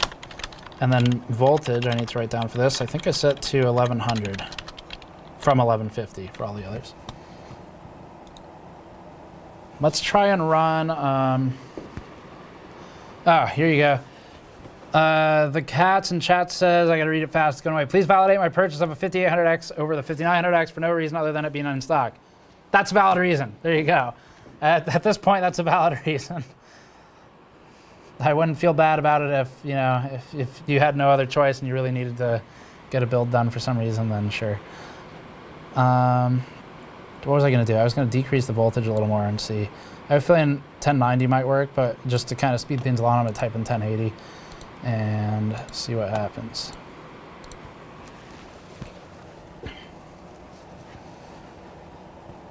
Okay. So, why no medium mod map back orders? We are making some. They'll come in. We only open back orders for one thing at a time for the most part, unless it's a large mod map because that ships in its own tube on its own. But the reason we only open the back orders for one thing at a time is because we will actually split the order. So if you order like a shirt that's in stock and a mouse mat that's not in stock, unless you email us and tell us otherwise, the default setting is we're going to send you the stuff that's in stock. Then we'll send you the stuff that's on back order later so that you're not waiting, you're not holding up your order for one thing. So if we put multiple things on back order that kind of arrive at different times, it makes it really logistically messy to manage all that. So that's why. They'll be back though. They're just not on back order right now. Okay. DJ Smith said, do you think a 3080 or 6800, didn't say XT, is a better match for a 5900X? Either's fine. You're not going to be really, if you're playing at 1080p, I don't know, you might start hitting some bottlenecking. But 3080 versus a 6800 non-XT, I think either is completely fine. I don't think you're like blowing out the scale versus a 5900X one way or the other. 6800 feels kind of a little bit on the weak side, like a 3070 might. But if you benefit from more sort of thread-intensive application, like more utilization on the CPU, and you don't need as much GPU, and you bought the 5900X for those reasons, then I guess the GPU at that point isn't as important other than for just when you play games. But I would say either's a fine fit. If you asked me, how do you feel about a 3080 versus like, I don't know, let's take a last gen because there's more SKUs out. If you ask me, how do you feel about a 2080 versus a 2060, and you are buying a $500 CPU, I'd probably say, I don't know. I don't really like pairing like a 2060 class with a $500 CPU unless you're really just doing CPU intensive work stuff, not gaming. But for this, I think I'm fine with either. 3080 feels like a more fitting match where you'll be able to max everything out, but I don't have a problem with 6080 either for that card, that CPU, I mean. Okay.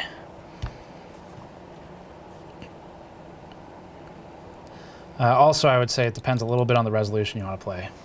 3080 is going to help you at 4K and stuff. Is that really exactly the same score? That's pretty cool. That's neat. I like the lack of variance. That's good. It ran though. That's cool. You don't see the same exact score too often. So I just copy paste the row on my spreadsheet I'm making, and then change that to 1080.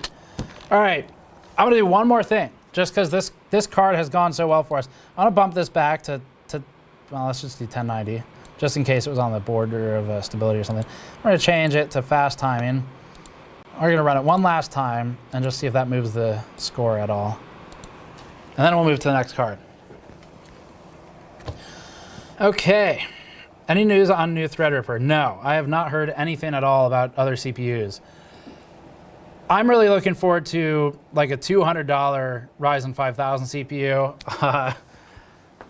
Because, man, the 3600 was such good value for so long. I'd love to see a $200 5000 CPU. It'll definitely happen. I just don't know when. We haven't heard anything at this point. Originally, when I asked AMD, their wording was, as you'd expect. I think I asked them when we did the announcement video, we talked about this already. What are the plans for the other SKUs? And I think they said, they didn't, I think their phrasing was basically like, we don't have plans to announce any other SKUs right now, which is like, okay, well, that wasn't my question though. What about other SKUs? Like, oh, we're not announcing any others right now. So there will be more. Just don't, I'm guessing it's gonna be next year because they're pretty strapped on their 7nm supply since so much of it's going into consoles. And once we get through holiday season, AMD's partners, the console makers, should kind of wind down their purchase orders. That'll leave more room for other CPUs and GPUs. Okay. Is this still the XFX? No, we actually haven't tested that one yet. This is the Sapphire card right now. Okay, so Matt C. sent $10, thank you. Technically $9.99. Said, really love the content. I was recently watching a year-old video about water cooling fittings, etc. Any plans to do more in-depth guides? How to hardline distribution block and so forth. I don't know. I bought tools not too long ago for testing open loop water cooling stuff, custom loop stuff. We haven't really started using them yet, but we have like an ultrasonic sensor and we have pressure sensors, so we can see the speed of the water, the pressure of the water based on the different custom loop components that are in the loop, which is super cool. It's a time issue though. So question of any plans to do more in-depth guides. First, for custom water cooling stuff, I think everyone's pretty familiar. Jay's 2 Cents has probably the most videos on it out there. If you want to look for that kind of stuff, I'd recommend checking out, especially some of his older videos where he talked about the topics for the first time. But then as far as us, we'll get into reviews eventually, but not ready yet. That is crazy. I mean, 70 points percentage-wise is almost nothing. As in, like, probably not super worth doing if you're just doing 24/7. But 70 points from an OC standpoint, who gets the highest score? That's a pretty big jump there. 10.209 to 10.271. That's pretty crazy from just changing to fast timings. I think previously you could kind of customize the timings through BIOS. I'm not sure to what extent that exists now. That was at 1090 millivolts, 250 mem, and then we did Delta type plus FT for fast timings. Cool, that's pretty good. All right, I'm pretty happy with that. Okay, so let me get actually we got one question I'll answer first. Spin Cycle says, what's up GN? I bought a GN mod mat earlier today. Awesome, thank you. Says, I can't wait for it to ship. Any idea when that might happen? Yes, so on store.gamersnexus.net for the mod mats, or whatever product you purchased, there is going to be a, at the very top and at the very bottom above the mat selection drop down, it's got dates there. If you'd like to check on that for whatever, if it was a mouse mat or a mod mat, then that will be listed there.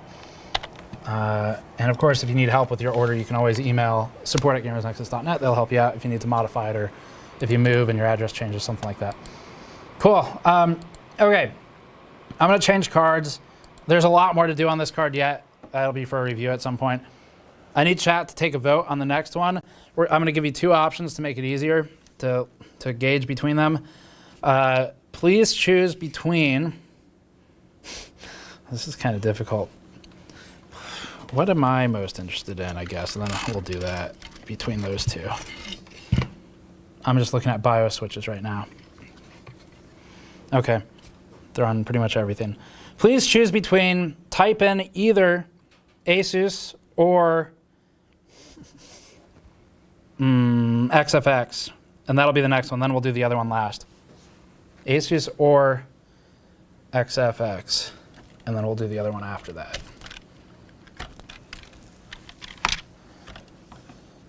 I'm pretty happy with the scores on this thing, though. It's going to be hard for it to beat. Corey Black says, thinking about getting one of the large GN cubes because they are apparently good in hand-to-hand combat. They probably would be. Definitely are large and very heavy. Not condoning that use of them, but probably. Oh, I'm seeing an insane amount of ASUS right now. There is some good amount of XFX representation in there. One person pasted XFX about 100 times. Unfortunately, that only counts once. All right, we're going to put the ASUS card in. I have a feeling that's going to get us pretty close to the max of what these things can do, assuming the silicon's any good anyway, which is just luck of the draw. But the reason I'm assuming that is because it will run cooler, and that'll give us more room in the boosting tables. This is the only one I personally have not done work on yet.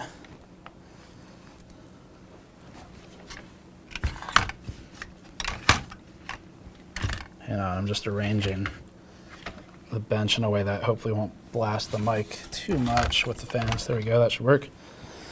Okay.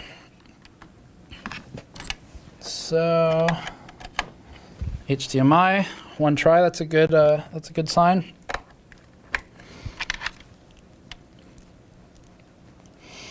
Then get the power sorted. There's BIOS on here. I have not changed it from the default position, which looks like it's towards the I/O. So default position is towards I/O. Always important to take note of that. It'd be great if this cable, there we go. Okay. Performance mode and quiet mode. I think the amount of power is going to be the same on both if it's like last ones. It's just going to be the fan speeds. We're going to go for performance mode, which is what it is in stock. And I'll go ahead and probably clear out the drivers and reinstall them just to make sure there's no issues there. No gremlin stuck in the BIOS.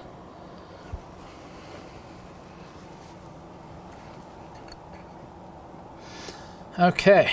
Are you going to DDU before a good card? Yeah, or a new card, yes.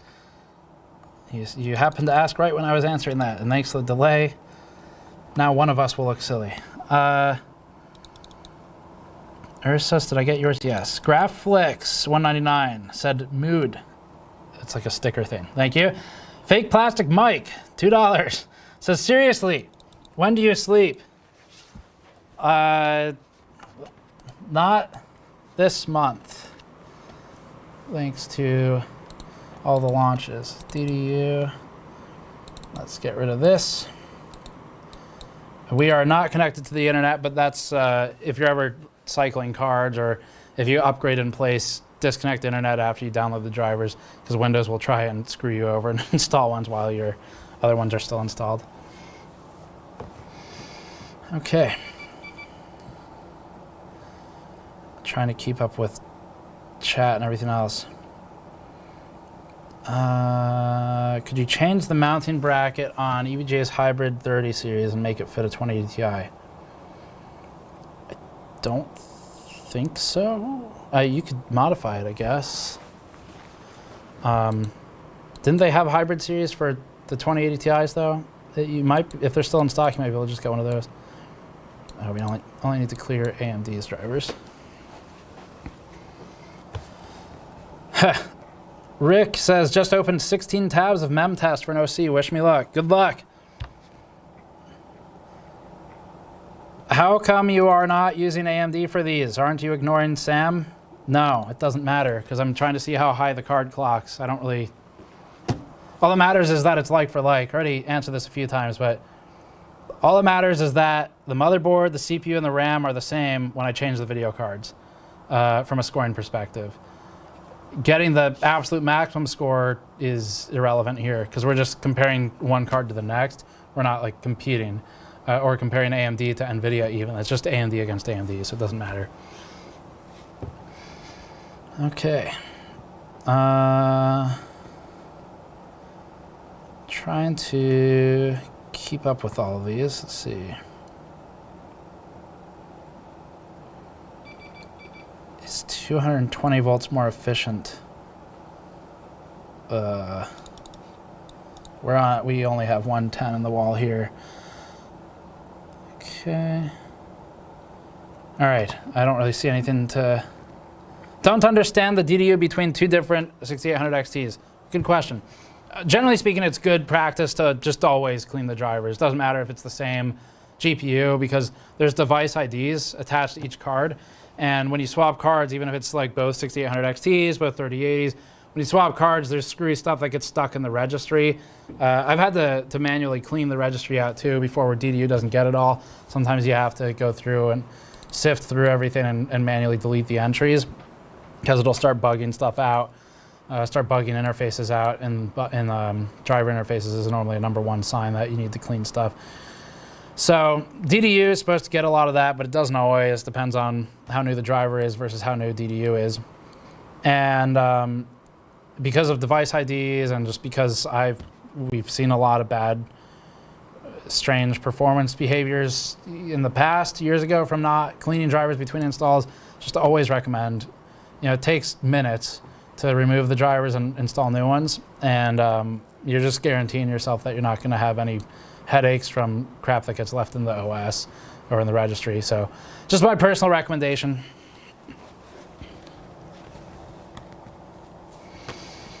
Okay. Let's see, where did we stop off? Bobby0081. Why the different monitor on the desk? It used to be Aorus a while back and now it's Acer. Is it? Both of these are ASUS. So this is actually the one that's normally over here. I swapped them during the EVGA live stream, but I haven't swapped them back yet. So that's the only reason. This is the one that's normally on the left though. Do a factory reset and install just to be extra clean on the drivers.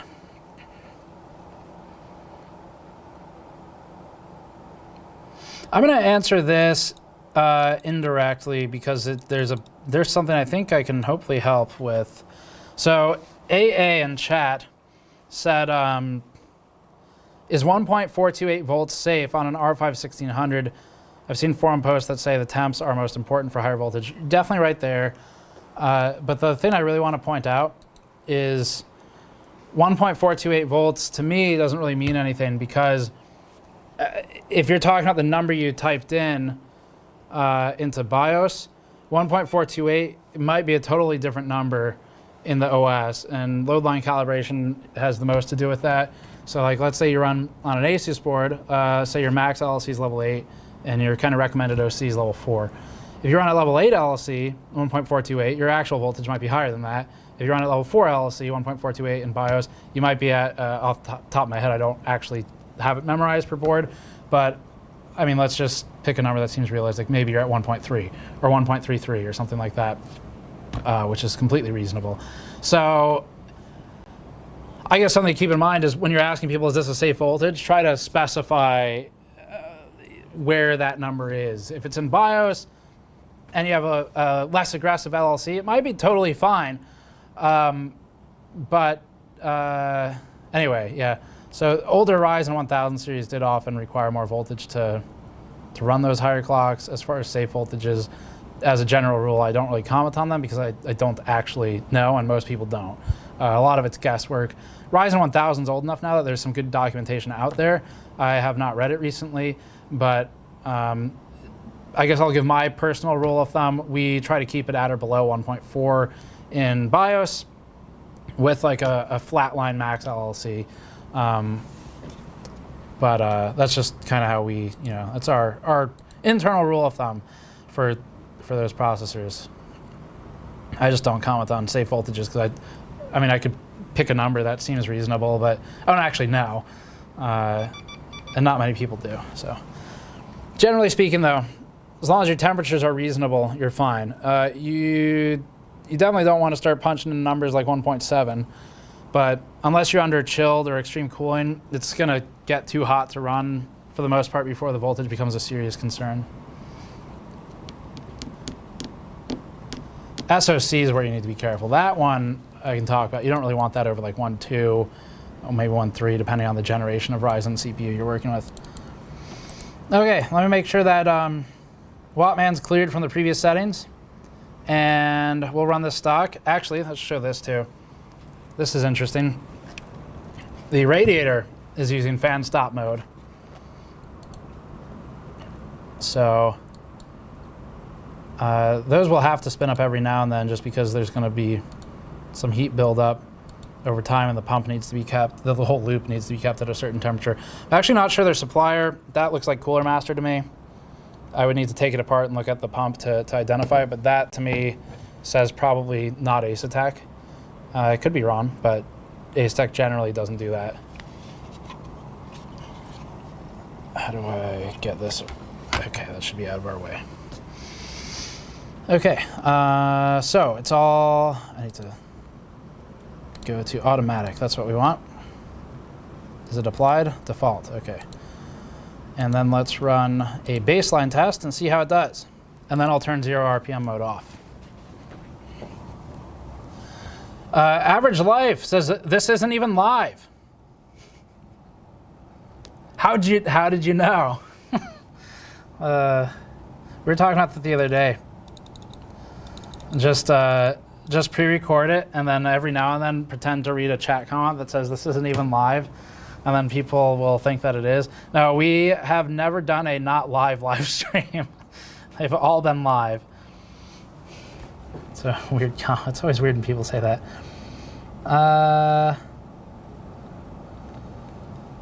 I don't fear, bro. Says I made the pump. Oh, I mean, that answers the question, I guess. Now we know the supplier. It's I don't fear, bro. Okay. Have you talked about the AIB prices? Yes, earlier in the stream I did a little bit. This is a reasonable question. Jan Cortez. Why does the Kingpin card have a fancy cooler when most users can properly use the card, that can properly use the card to remove the cooler? So I have two sort of answers to this. One, I am not sure, actually genuinely not sure if partners are allowed to sell a card without a cooler. I don't know. I have a feeling NVIDIA might force a cooler to be part of the product, to be an official partner, but I'm not actually sure. It would kind of make sense for them because they don't want to start exposing the cost of the GPU and the memory, and once you've removed the cooler, you remove a lot of the mystery to how much the whole product costs.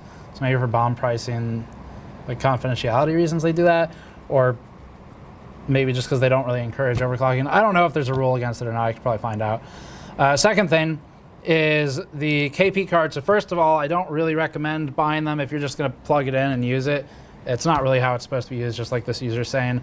It is still a good overclocker with the fancy cooler, and will do a lot better than an air cooler. And I think the reason they couple it with that is because if it didn't have a liquid cooler on it, it's like not going to be any different than an FTW3 or something, because you're going to be so bound by thermal that nothing else is going to matter. All the board work not going to matter.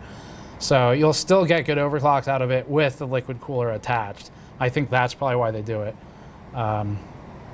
to establish some value. I agree that most people using it quote unquote properly probably take it off, but I think a lot of people don't really do anything with them that involves LN2. Just, you kind of think the amount of people who do that is pretty low. 9470. Okay. Let's see. Where did I? This is actually a reasonable thought too from someone. This is a good. I didn't think about this just now. Someone says liability. People might install it without a cooler and sue the company. I mean, maybe not sue, but I guess definitely you can, especially in the U.S. if you want to. Maybe more reasonably, you just deal with high rate of RMA or something. That's true. If you sell it without a cooler and you have a lot of customers who buy it, especially now when there's no inventory of stuff, they just buy whatever they can, get a card without a cooler, and they're like, huh, I don't know what to do with this. Or they plug it in, even worse. So yeah, maybe there's some liability reasons there too. Good point. Not sure where you are up to super chats, but curious about mine about M2s. I am working through them. We are a little under, we're about 50 minutes behind right now on those, so I'm working through them. We always do about a 30 to 60 minute delay on those. Okay, let me get this one started and I'll do some super chats. So ASUS, what is this thing? What is this called? ROG Strix. I don't think they use the word hybrid, but that's what it is. ASUS Strix. I'm going to call it a hybrid. And are you going to review the Be Quiet Pure Loop? Yes, we have had the data for that and the Gal had for a while now, but I haven't gotten to it. Okay, so stock 9470. It's actually, so here's kind of a look at, I need to preface this first. So liquid cooler like this is going to be the most visibly beneficial after, first of all, for noise normalized thermals. It should be crazy good depending on how they've constructed it internally. We'll look. I'll enjoy doing a teardown of this one a lot, I think. And before the stream started, I didn't know we actually had gotten this one in yet, so looking forward to that. But noise normalized thermals, it'll do the best, and then also over longer burn-in periods, it will do the best in a short 2-minute test. I mean, it's not going to be as big of a difference as other testing, as longer term testing. So all that said, 9470 is a little bit ahead of the Sapphire card, and I don't know exactly what they set their clocks to out of the box, but, oh, I'm trying to get the calculator to work properly. There we go. Difference is like nearing 1%, not quite, 0.7%. So some of that can be just from thermal, but realistically the auto frequency is going to be a bit different. If you did the same exact card with liquid versus air, though, you'll see a frequency bump, and we actually have that coming up with the reference card in a different video. Okay, cool. So let's go ahead and set some stuff. Let's just set the power. That's another 15% limit max. Percentage, as a reminder, is multiplied against some base metric, so 15% on both cards is not necessarily the same amount of power. And let's do GPU tuning, advanced. I'm going to do the same thing as last time. I'm going to do core, then mem, and then voltage. I just personally find that kind of the easiest path to take. Let's do 2550 and try and accelerate the testing a bit, the 2650. See if it crashes or not. Really excited with how consistent this testing is on this platform, though. Steve, are you aware of the AMD B550 and X470 XMP USB 2 issues? I don't think so. Maybe. So I know I saw someone talking about MSI XMP issues.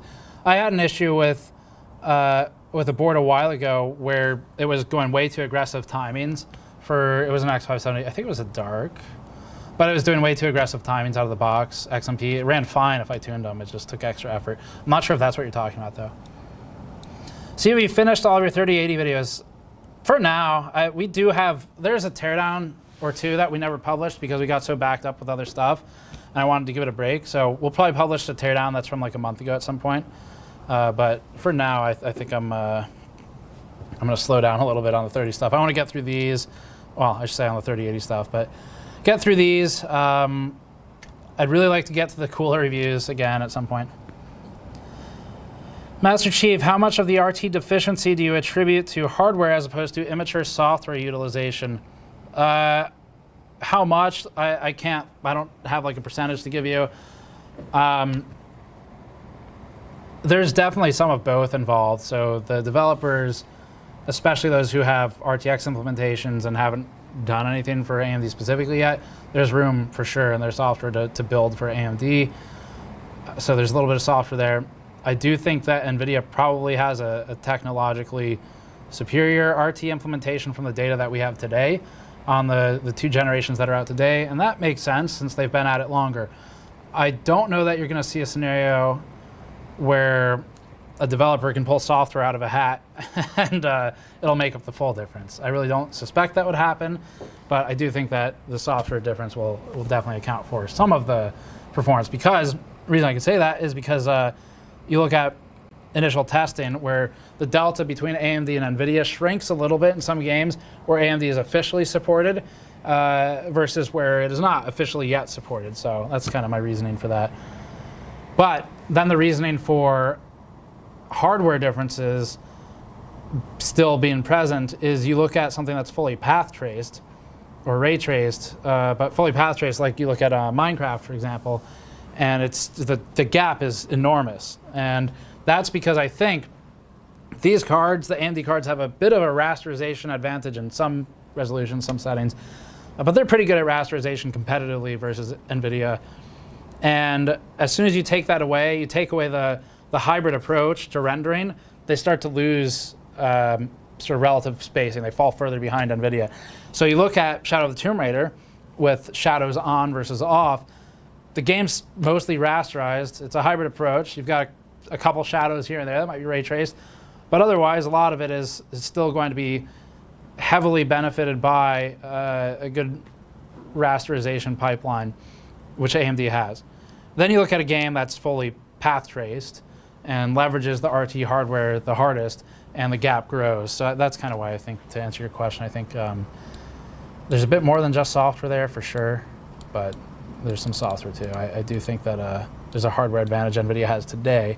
We'll see if that persists as AMD ramps past first gen. Okay, so 10032 from just punching in a couple random numbers. Let me write that down. Plus 15%, 10032. Oops, 10032. Core clock is going to be 2550 to 2650. So it doesn't necessarily mean the same clocks as the Sapphire one at those settings, though. And then, what were our other settings? Anything? Nothing yet? Nothing else yet. Okay, cool. So that's got us started. Let me do a, let's get rid of zero fan mode. Let's bring this up. Oh, I need to apply it first, and then we're going to drag this up. I don't know how the noise is going to be.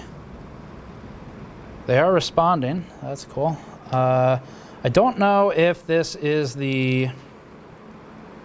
We can test this. I don't know if this is the VRM blower, the squirrel cage speed, or if it's the axial speed. But there's a really easy way for me to check this. So let's do enable 0 RPM mode. And then give me 1 second, I'll be right back. We'll show some shots of the cards or something. And I'm gonna grab a meter to check the fan RPM, tachometer. Let's see. So we're just gonna put a sticker on one of the fans and check what its true fan speed is, just so I can see what number that's reporting. Okay, just a pair of scissors. So the fans have stopped now because I turned on 0 RPM mode. This is just a reflective tape, fairly standard approach for a quick spot measurement. Very accurate. Don't need a tripod for this either. It'll read just fine without it. Although if we were doing logging, you would want that. Okay, so I don't know if I can do this in a way where everything can be seen by the audience at the same time. So we're going to line up with the fan and turn off 0 RPM mode. Okay, that'll start spinning.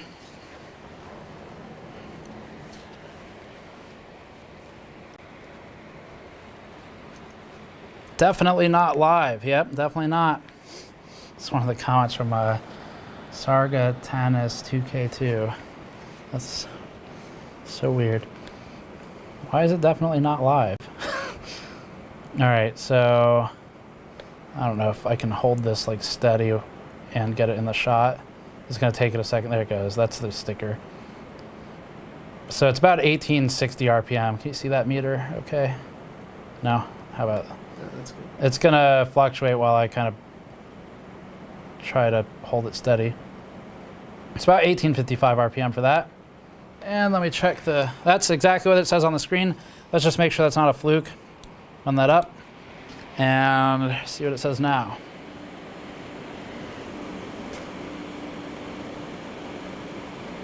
So about 2530 or so, 2520. And I'm shifting around a little bit here too because I'm at a weird angle. It's about 2520 or so. And that's what this is reporting too. So cool. That is the correct speed for the thing that matters, which is the radiator. The VRM fan doesn't. The speed doesn't matter as much. Let's bring that down, like 60 or something. Okay, cool. Let's try 20. Where did we stop on? 2560 is where we stopped on the other. Let's try a 2580 offset. 2680. We'll do, oops, uh-oh, I've clicked a button that broke everything. 2680. Okay, and we'll do, like I said, voltage and memory after all this. If you're wondering why I'm using Port Royal, we're not like competing with NVIDIA here. This is just AMD cards versus AMD cards. That's all it is.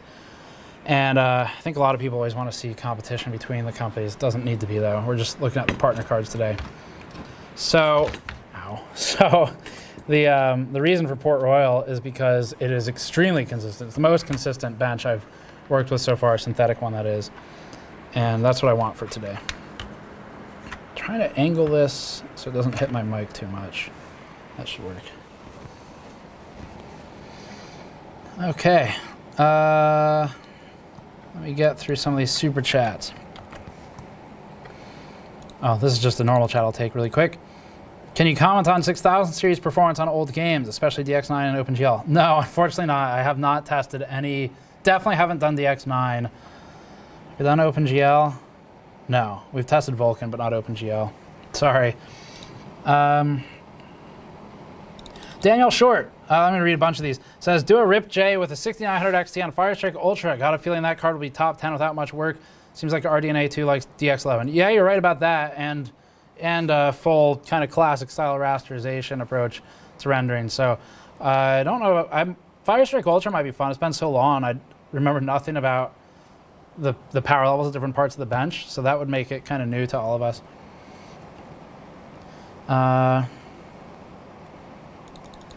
Shea, $5, thank you. Says, hey GN, Der Bauer posted a video talking about the hard limits at 2800 megahertz for the AMD cards. Have you hit those limits on the custom cards?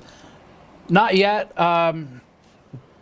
but we haven't done any LN2 or any modding or anything like that, so I'm not sure what my expectations are as to when we would hit those limits. We would need a higher power target BIOS. That might allow us to get there, but right now we're power limited. Abdullah Kamar says, any advice for stripping down the OS? Yes. So the main issues with Windows 10 is the entire operating system. And then after you get past the fact that you have to use it anyway, the next main issue, stuff like Cortana, get rid of that. Get rid of the, I forget what that stuff is called, like tiles or whatever it's called, all the stuff that appears over here. Get rid of those things. And get rid of like the tooltips that pop up to the extent you can. That's a pretty good score for barely doing anything. This might beat the Sapphire card. And then services, kind of two ways you can do it. I don't remember the name of the tool I used, but I found a tool on an overclocking forum, and I don't remember the forum either. It might be overclock.net. I basically Googled like strip down Windows 10 for overclocking, and I found a bunch of forum posts, and someone had built a tool that just runs a PowerShell script, and I read through the script first to make sure it didn't look malicious by what I could see anyway, not that I'm an expert, but so all it was doing was just disabling a bunch of services, and ran that. It disabled a ton of services in Windows. Let's do status, or maybe startup type. Manual trigger starts, a lot of them, manual. It's like all this stuff where it either says disabled or manual or trigger start manual. Those are, some of them are like that by default. but a lot of them were hit by that tool. So you can go through manually. You have to be a little careful disabling services in Windows, because eventually you're going to hit something you actually need. Like, I don't know. I turned off I disabled the device drivers for the network, for example, intentionally. But if you do that, just kind of blindly going through and toggling stuff, then your internet might suddenly not work. So if you need that, that might be a problem. Just Google the stuff you're not sure about. But I'd basically get rid of Cortana, get rid of the tiles Metro thing that pops up, the remnant of Windows 8, and then read through the startup, the msconfig.msc, type that in, look at the startup list, get rid of anything you don't need, and you can even do max mem in msconfig, and that'll help out in some benchmarks. Okay, so 10113. That is a pretty damn good score for just doing the core overclock. 10.03, I think. 2580 to 2680. This might pass Sapphire. No mem yet. Cool. That's cool. Let's see if it can do higher. I think did I try 26 and it crashed? I don't remember. 26 to 27. Let's do that. Close. And run. Pretty impressed with the scores on this so far, but I'm sure it is very expensive. Someone says, is asking if Windows 10 decrapifier is it. That is, I do remember that name. That is a very unique name. I'm pretty sure that was one I looked at, if not used. But I can't personally vouch for those scripts. I mean, you potentially put yourself in dangerous territory once you're downloading random PowerShell scripts off the internet. So I knew this thing would never be connected to my network anyway, though. Oh yes, this is a good point from Dig Olive, who's talking about disabling telemetry on Windows 10. Vince actually, Kingpin, interestingly, said he doesn't mess with that stuff. I did. I would trust his opinion over mine for whether or not that's worth it. But before I talked to him about it, I think it was Jay's question, I did disable a lot of the Windows 10 telemetry. Okay, good question. Light Peach, $10 or $5 says, still waiting for the Galahad review. Yes, me too. I'm still waiting to have time to do literally anything except for CPU and GPU testing. We'll get there, but it's not been an easy couple months with all of these. Next one. Let's not have sound out of the monitor. Next one is from Jim's Innovations, $2. Thank you. Says, are you using a custom PowerPlay table? No, actually I'm not. These are basically out-of-box use with I think the latest AMD driver. And I've not tried PowerPlay tables yet. I think someone in chat said Igor has them already, but I'm not sure. I'm sure there'll be hacks at some point and we'll try them, but I have not tried them yet. Jack O'Neill, 1984, $20. Thank you very much. Says, I've got my 3600 running at 4.4 gigahertz, pretty good, at 1.219 volts. Get, oh nice. That is a perfect example of how to list the voltage and have me understand what it means. Yeah, Get tells me that that's what they're seeing probably in hardware info, if not on a DMM. It says, my 5700 XT is undervolted. My RAM is tuned as tight as it can go. None of that was done to gain time. It was done to save me sanity. You get a lot, you get out of overclocking what you put in. Definitely.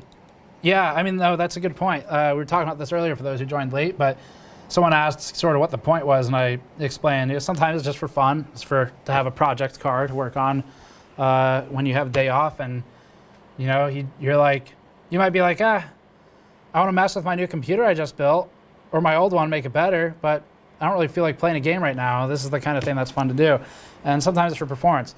So yeah, definitely agreed on, good point on, let's see, Jack O'Neill saying that it was done to save his sanity. Yeah, overclocking can be pretty, it can definitely, if you've got the right type of mindset for it, get you hyper-focused and obsessed kind of on one thing, which is making the numbers higher. So that's a lot of fun for some people. 10159. 10159, pretty damn good. Is that 26 to 27? Let's see what the actual frequency is, assuming I can trust 3D Mark. So 3D Mark is saying, here you go. So the pink line, pinkish line over there, we're going to just zoom in as best we can. But that line is 9 not this one, not the purplish line. So pink is going to be GPU core. The yellowish line below that, unfortunately, I hope someone from 3D Mark's watching. Unfortunately, we can't read it because it's underneath the other one. But the thing I want to point out is that this is an almost perfectly flat line. There's a couple tiny, like 10, 15 megahertz dips in here. Might be a little more. But you want to see this flat line on the clock where it's, this is typically what you'll see when the temperature is extremely steady and fairly low. So we look up here at this blue, this darker of the two blues. The teal below, it's like CPU temperature, GPU temperature is above that. It's 48, 49, 51, 52, 51, 51, 51. Fairly flat temperature. And that's what gets us this fairly flat frequency along with good power delivery. If you start hitting power budget limits in certain parts of the bench, I can show you an example here too. This is hopefully useful information for kind of how to read charts if you're testing out your own hardware. But this FPS jump here goes from like 50 to 80. That's when there's that external scene. There's a lot of sky in the shot, so it's not as, in a sense, not as intensive. But actually that scene, when the FPS spikes like this, is one, the most likely to trigger coil whine, and two, the most likely to trigger a crash if the core clock's unstable in the fairly extensive testing I did leading into the RIP-J stuff. So, takeaway of all this is that when you have any kind of hard spikes and behavior of what the card's doing, what hardware is being used, you're more likely to see a change in the frequency contingent upon the GPU temperature, which is flat here, or contingent upon the GPU power, which is changing here. So when this FPS number changes, I would have to plug in a meter to see if it's up or down, but you're getting a power consumption change too, and all of that influences how flat the clock is. So 10159, and our GPU frequency to answer that question that started all this was about 2648, 2654, somewhere in that range roughly, which is actually right in the middle of what I typed in. Cool.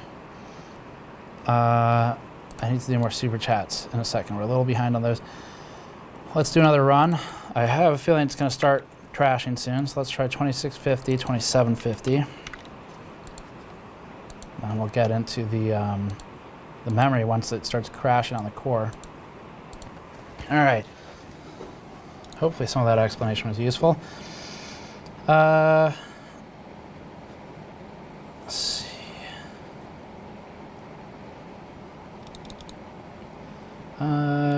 D Batch says, been overclocking for a few days. Best results are with undervolting, 910 millivolts. What card is this? 900. Well, they say 910 millivolts, 2615 min. Okay, 2780 max. I get 2750 stable in games. Be careful about that. So undervolting, a lot of the time, I don't know what the status is right now. In the past, with like the Vega cards, when they first came out, a lot of people thought they had a really successful undervolt, but they'd driven it so low that the applications were ignoring the setting, and it was just going back to stock. So careful with that. Use some software if you have access to it. Ideally, you probe the back of the, like a V-core cap or something, and get the actual voltage, but and GPZ might give you an okay reading. I haven't double checked how accurate they are this time, but normally they're pretty good. This was not stable, by the way. So I guess the point is what you think is stable might not really be actually doing anything, but I'm not saying it's not. Just 910 is really low, and I don't know that I believe that it's really running at that voltage without doing something that you're unaware of in the background. Same thing with Ryzen. People thought really early on, we did a video about it, that they were running Ryzen, I don't know if it was 2000 series, Ryzen CPUs, thought they were running them at 1 volt successfully at standard clocks. But then if you ran it in like Cinebench at 1 volt versus at auto or whatever, 1.3 or something, the score plummeted at 1. So it's like it runs and it makes you think it's stable, but when you try to validate with scores or with video cards like these, you go into long-term testing and check the voltage. It might be changing, but it could be valid. I haven't tested these enough to know if 910 is reasonable. Okay. What's the power draw of these clocks? Good question. I think we have numbers for some of these cards. Let me pull them up. I don't have the ASUS numbers. I do have the Sapphire ones. I can pull that up. Let me just navigate to our testing data. Let's see, GPU. So the question about how much power do they consume? Power numbers, let's see. Sapphire Nitro for the right BIOS switch. Sapphire Nitro is doing 345 watts. Actually, in both of its BIOS switches, the non-solid throw ones. So that answers that question. About 345. Not sure about this card though. Okay. So that was not stable either. We might be at the limit for this one already. Let's try 2610 to 2710, and then we'll do memory, and then we'll do voltage. Next question. Third Gamer says, 199 says, Rage Mode is AMD trying to market to angry gamers. As much as I would like to say, yes, that's what it is.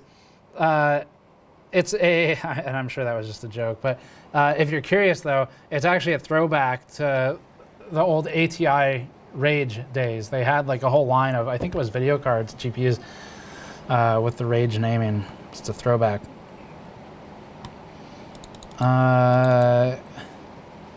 Kenevo5 in the super chats said, hey, great stream, thank you. Is it normal for a 2080 Ti Kingpin to have a stable plus 130 core OC in Port Royal, but randomly crashes in games instantly and needs to be at +0?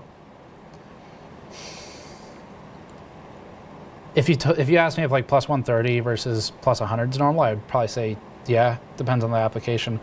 +0. Check what VBIOS you're in. If you are in a higher power target VBIOS, well, that's where you should be. So if you're not, maybe bring it up a tick, but not into LM2 VBIOS. And then next, I would get GPU-Z open, and I would log the frequency during Port Royal. And then after that, I would log the frequency in one of your games that's crashing, and see if those numbers are the same when it's +0 versus plus 130 in those two applications. And if they are, then yes. And if they're not, then I think it might be worth maybe emailing EVGA customer support, and especially for the KP cards, they should have someone who can help you out. I don't remember the 2080 Ti Kingpin out of box settings. I don't know, like you shouldn't need to use the classified tool. +0 versus plus 130 doesn't sound right to me though, but check the actual frequency, not just the offset in both those applications, and see if they're the same. If they are, then you're good. And if they're not, then there might be something wrong.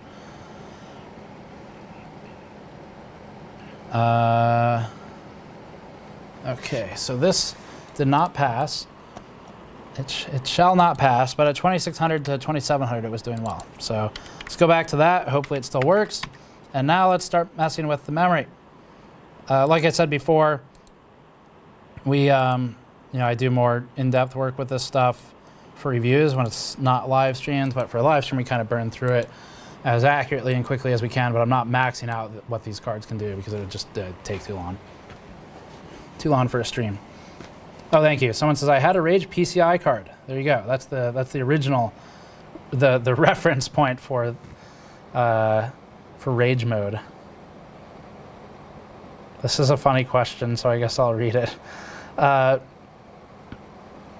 Barris G says, Steve, as a famous tech tuber, don't know about that. Do you know anything about the availability of 3080 and 6800 XT, things that we don't know? Unfortunately, no. Having subscribers doesn't tell me a whole lot more, and what I do know, I put in news videos. So I have a couple updates on availability that's from partners. Regular caveat that, it's from partners. They are a biased source of information. They tend to throw NVIDIA or AMD under the bus every chance they get Sometimes it's for great reason, and they deserve it, and sometimes they're trying to get more marketing development fund. So yeah, you got to consider the source of the information. But I have a little bit more that's in the news video that will be going up probably tonight or tomorrow. But after that video, I mean, that's everything I know that you might not. Otherwise, I don't have a whole lot more information. Okay. Howard's Browse. Help me overclock B-Die Northbridge on FX 6300 SLI 3090s. I'm pretty sure that's a joke. But if it isn't, I can't help you. You're beyond help if you're on an FX 6300. That's beyond. There's no helping that CPU. Emo Space Slash says, upgrade i7 8700K to a 5900X. We had the 8700K in like one chart in our 5000 series reviews. I don't remember which one it was. No review of custom cards? What? Can we get a close-up of the table full of custom cards? We're working on them right now. So this will end up in the review. Thank you. Okay, so to answer the question of upgrading the 8700K to a 5900X, first of all, my first start of the answer to this is always just evaluate if you're happy with if you're happy with your computer now. Evaluate that first, then make it. And if the answer is, you know what, I'm pretty happy with my computer. I can't think of a reason that I am specifically unhappy with it and want to upgrade, then maybe sit on the 8700K another year. It's still a good CPU. Not the best anymore, but still pretty good. If you're playing high resolution games, I'd probably keep with the 8700K as well. And if you're instead looking at it and going, this thing is slowing me down, I'm using CPU intensive applications, and it would make my work X% faster, some double digits percentage increase faster to move to a 5900X, then I'd say probably consider the upgrade, especially if you're using that machine for work where it's maybe making you money, and having a slower computer is sort of jamming up the pipeline of projects that could be done. That's when I would say definitely upgrade. But yeah, definitely if you're like playing higher resolution, stuff like that, then it's not not really as important to upgrade right now. Okay, so that's running. I dropped the frequencies by about 20 megahertz or so.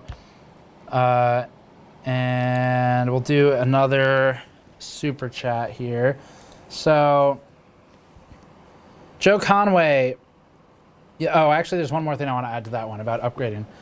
Other reason to upgrade is if you just actually really enjoy the process of building a computer, that's valid too. Obviously, being mindful of how much you're spending to do it. But Joe Conway says, you know anything about coil whine on or persistent noise issues on 3080 FEs? My friend's having an issue with his out of the box. Trying to think. It does, definitely there's coil whine in like really high frame rate applications. I think we were hearing it in like Strange Brigade, which is super high frame rate, like 500 on the 3090s or something. SLI anyway, for the settings we used. So I think that's core. So, whether or not you can do anything about that, not really. Your friend could maybe try adjusting the power targets or something, but I don't know. I don't know a ton about coil whine on 3080s in general. I know that we've heard it, yes, if that helps, but unfortunately that's not particularly actionable information. Okay.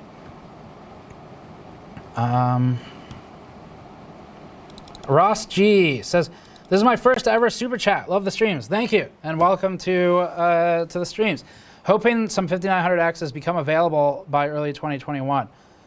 Well, Ross, you and I agree. I hope they become available before that, because it benefits everyone. Where, you know, even if I don't know, I think the biggest reason I'd like to see some more inventory of it is because when there's a new product that comes out, there's this sudden influx from user feedback that all the reviewers in the world can really only do so much testing and validation. Once you get the stuff out into the hands of hundreds of thousands or millions of people, that, depending on what the product is, that's when you really start to get the interesting follow-ups and stories where there's just so many more user environments and combinations than how reviewers test the products. And obviously we all work to do the sort of most comprehensive look at it we can, but ultimately you need to get out to users to sort of see the interesting behaviors that emerge from a new architecture. A lot of those early undervolting stories came from users, not from reviewers, and then reviewers look into it and do more testing on it. So I agree. I hope more 5900Xs get out there, because I'd like to see what people discover so that we can do follow-ups on that stuff. Classy Meerkat, $5. Thank you. It says, sneaking in this live stream while at work, worth it. Keep up the great content. Thank you.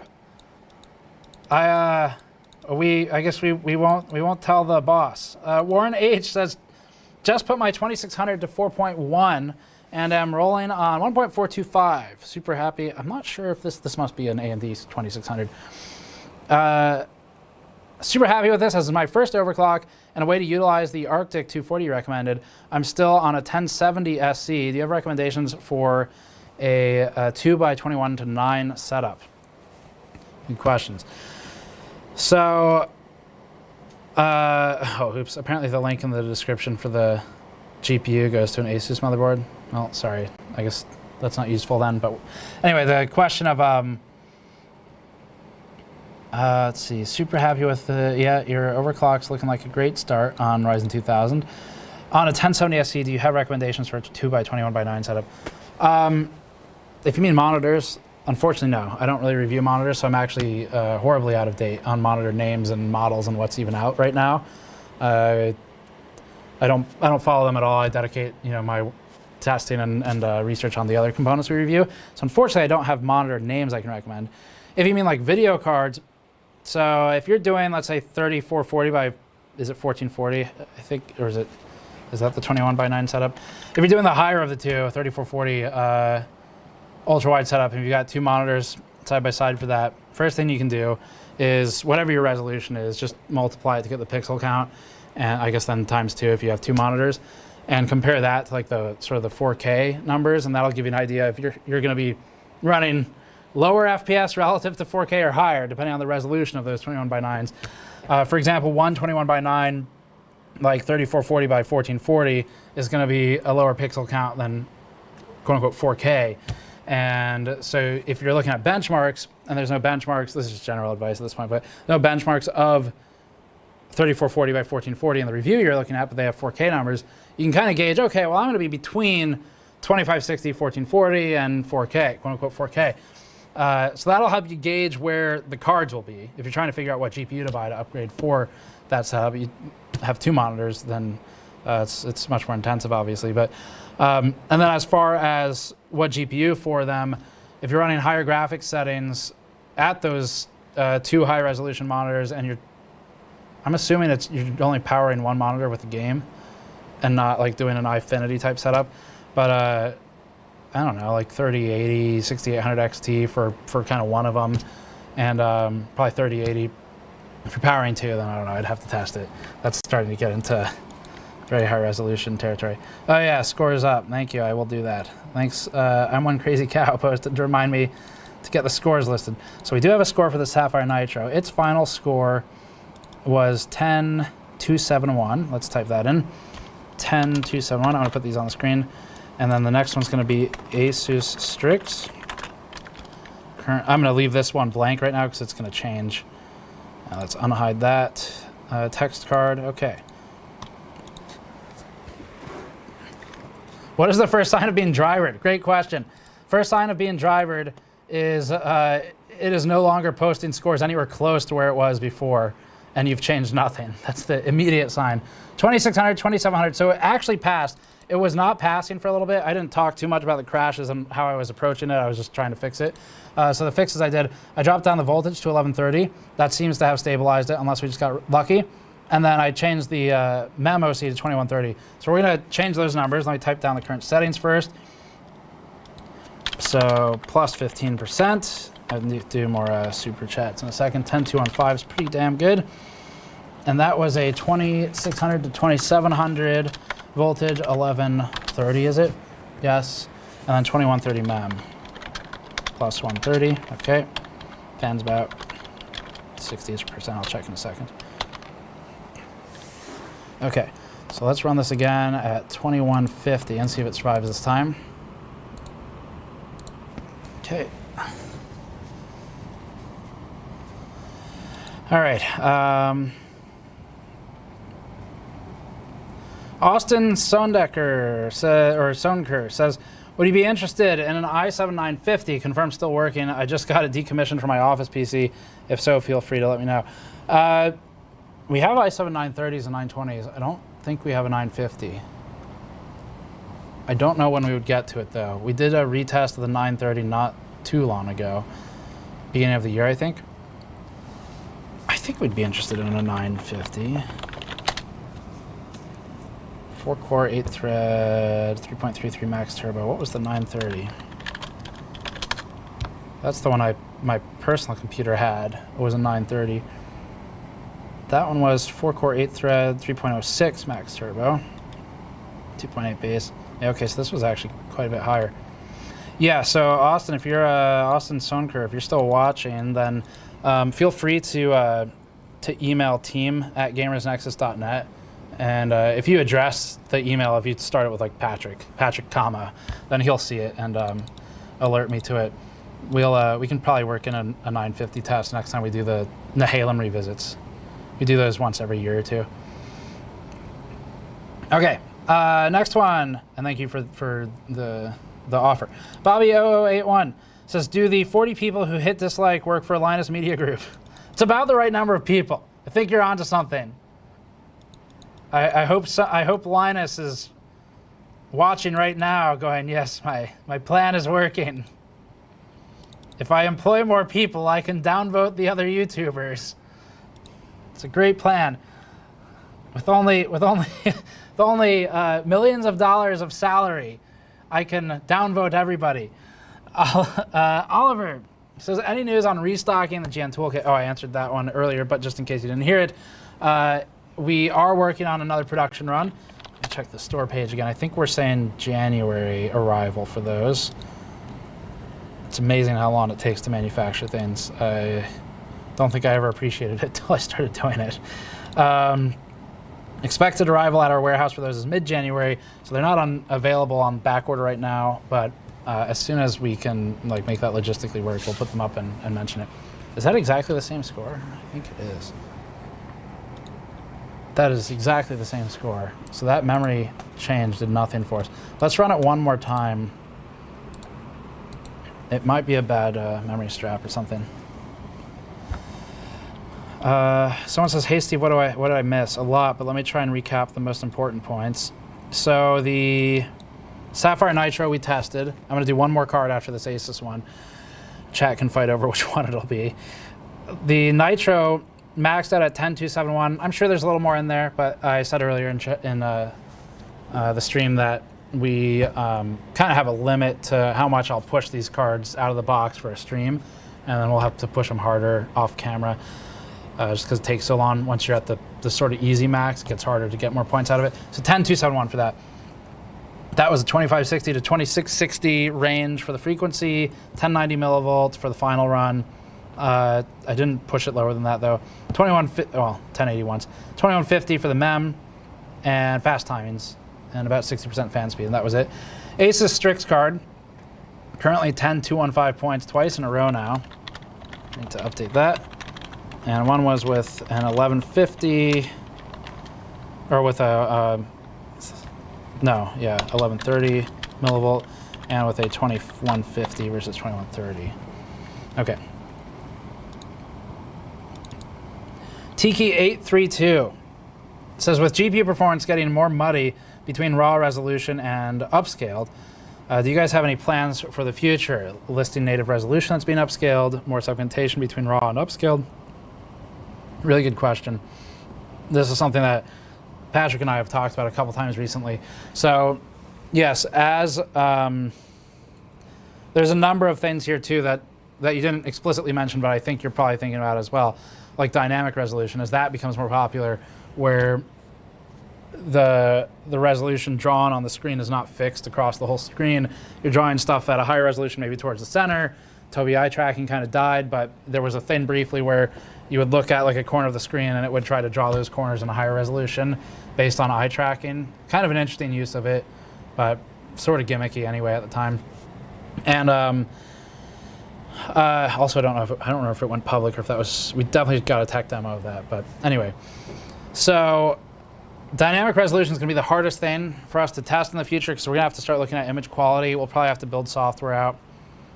Ooh, that's a big reduction in score. It does not like 2150 at all.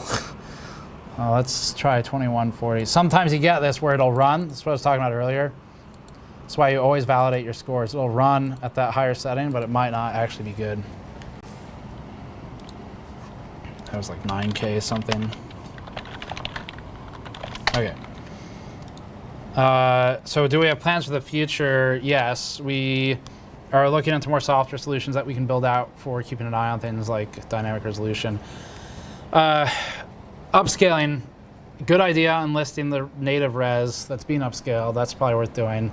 Right now, we're doing the brute force approach of DLSS off and DLSS on. So it's multiplying all the tests for those applications by 2, which really sucks from a time standpoint, because if we're also doing 3 resolutions, you've gone from 3 tests to 6, which is a huge burden on a small team when you have multiple GPUs to test, and you're doing multiple passes per game. So it multiplies multiple times, where you've gone from just DLSS on to DLSS on and DLSS off to 3 resolutions, so now you've got 6 things to do, to let's say 4 or 5 test passes.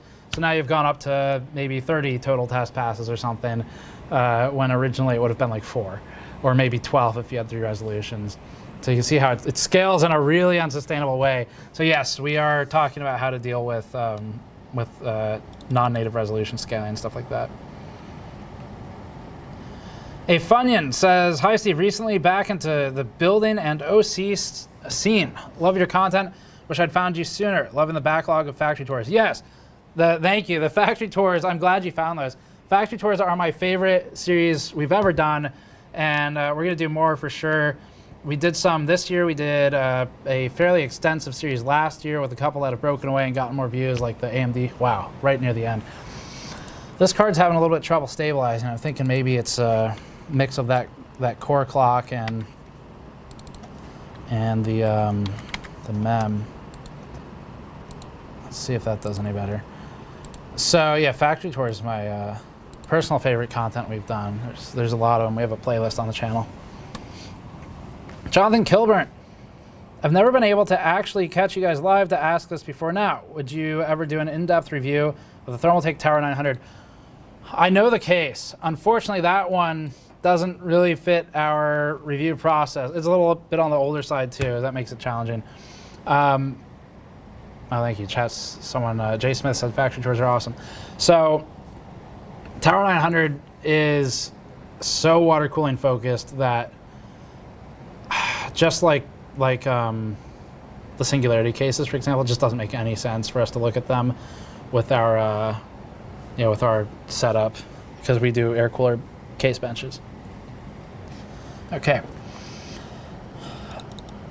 I see the super chat asking about 10600. I think did we not release that video already? Well, fully tuned timings and voltage settings. Oh, you want the actual settings we used? The voltages for the Intel CPU I said in that video. I don't remember the AMD one. I'd have to check. So this is for Stephen M's questions about will the 5600X versus 10600K super tuned settings be released. The voltages, we explicitly didn't fully disclose them, other than me saying that they were at a point where I was uncomfortable with them for 24/7 use. And the point was just to see how both of them do at their max, sort of within reason, meaning not going to LN2. And I didn't put the voltages out there because I knew someone would hear like, oh, 1.45 SOC or something, and go punch it in. So we didn't want anyone copying settings that I thought would be bad for long-term use.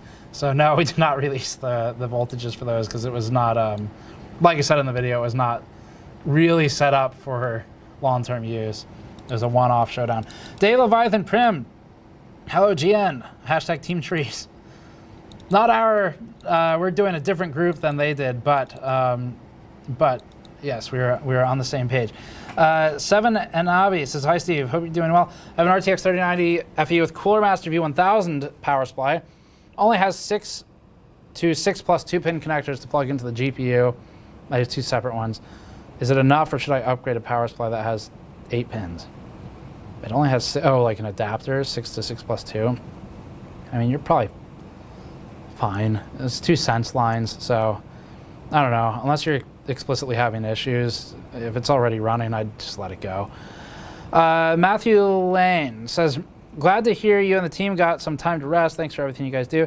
Any plans to stream with Brian, BPS Customs? I do want to do some work with Brian again soon. He's relatively close. Wow, that blew away the Sapphire score. There you go, perfect example. So the last like 30 minutes or whatever, I'm tweaking memory and voltage and everything, and it turns out the clock was 10 megahertz too high, and it was causing it to run but produce poor scores. So that is a big jump in score. That kills the Sapphire one we had, but it is on water. 10, 3, 2, 1, 2590. So technically a lower range than Oh no, it's still higher by 30 megahertz, never mind. Technically a lower range than last time though, but a higher score. What'd I do? 1130 volts, millivolts. 2140 mem. Okay. I don't want to put too much more time into this card so that we can eventually wind it down, but I do want to see if this works now that we've gotten the core stable. That was a pretty big jump in score. Nice. Okay. Did you catch any of Buildoid working with the Zen 3 memory timings today? No, unfortunately not. But I will go check it out. I wasn't aware that he was doing that. I've been working here most of the day, so I didn't pay attention to the YouTubes. Okay. Let's see. Trying to find where I was. Got that question. TG Burns says, super excited. Just got the text notification from USPS that my GN bar mat and glasses I ordered during the EVGA live stream are being delivered tomorrow. Awesome. Thank you for picking them up. Glad to hear that. And yeah, I mean, it's the reception to the bar mat's been really cool to see, because like we've had a lot of people sending in their home bar setups. I'm like scared to touch this because it's gonna chop my fingers. Let's do it this way. You can see a little bit more of it, but not much.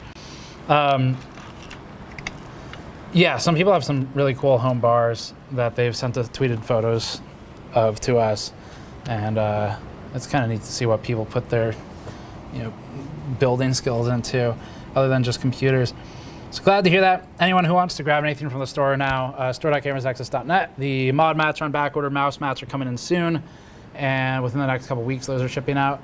And then bar runners are in stock and shipping now, along with the glasses, of course, the shirts, stuff like that too. So if you want to grab something, we are doing 10 trees planted per item purchased via Eden Reforestation projects right now. We've worked with them a lot in the past, and like their approach to employing people to also solve the problem of habitat loss in deforested regions near those people. So they work all over the world, and we like their work. Of course, if you want to donate directly, there is or should be a link in the description below to the Eden Projects page, and it's a reforestation group. We are matching up to $1,500 through direct donations via our viewers by December 18th. Okay, John Gogo said, new plan, overclocked Noctuas aimed at your hair plus a roll of golden LEDs, all triggered by the nuke button. Yes, the nuke button on the table that we have planted. Let J be destroyed by Super Saiyan Steve. I think overclocked Noctuas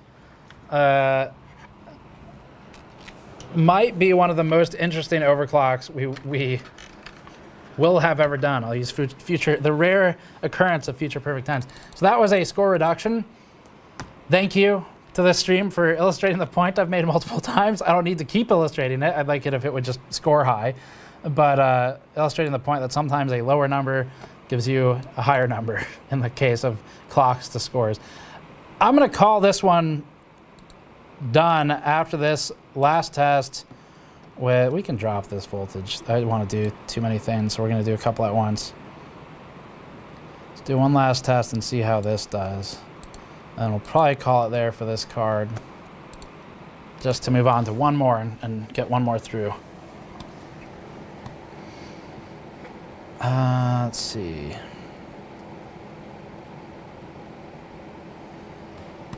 Okay, so next one.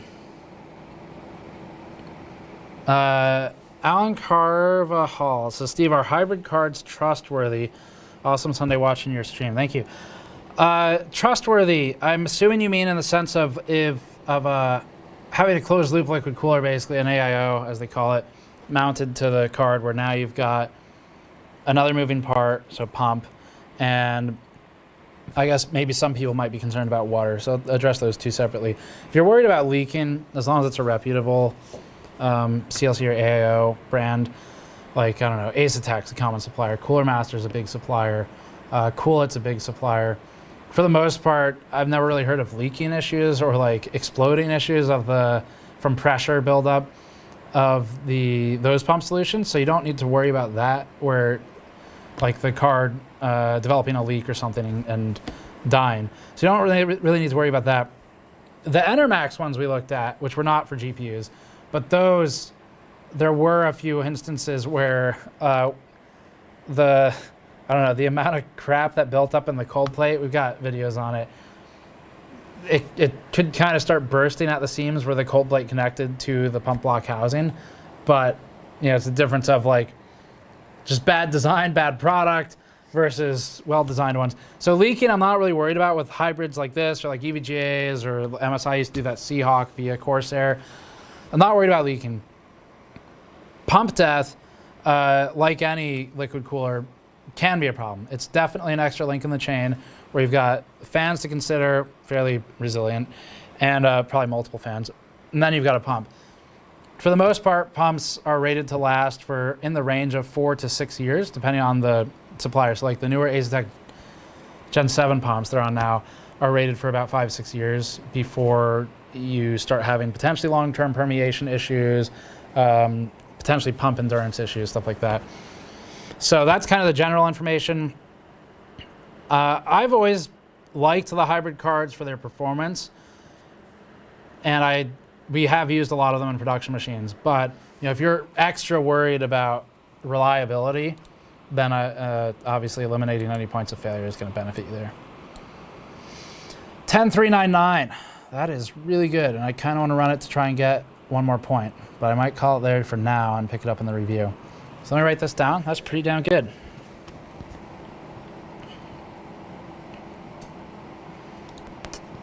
Let's see, plus 15%. 10399 is a great score for this. 2590, 2690. 1100 millivolts, so we did drop that. 2140 mem.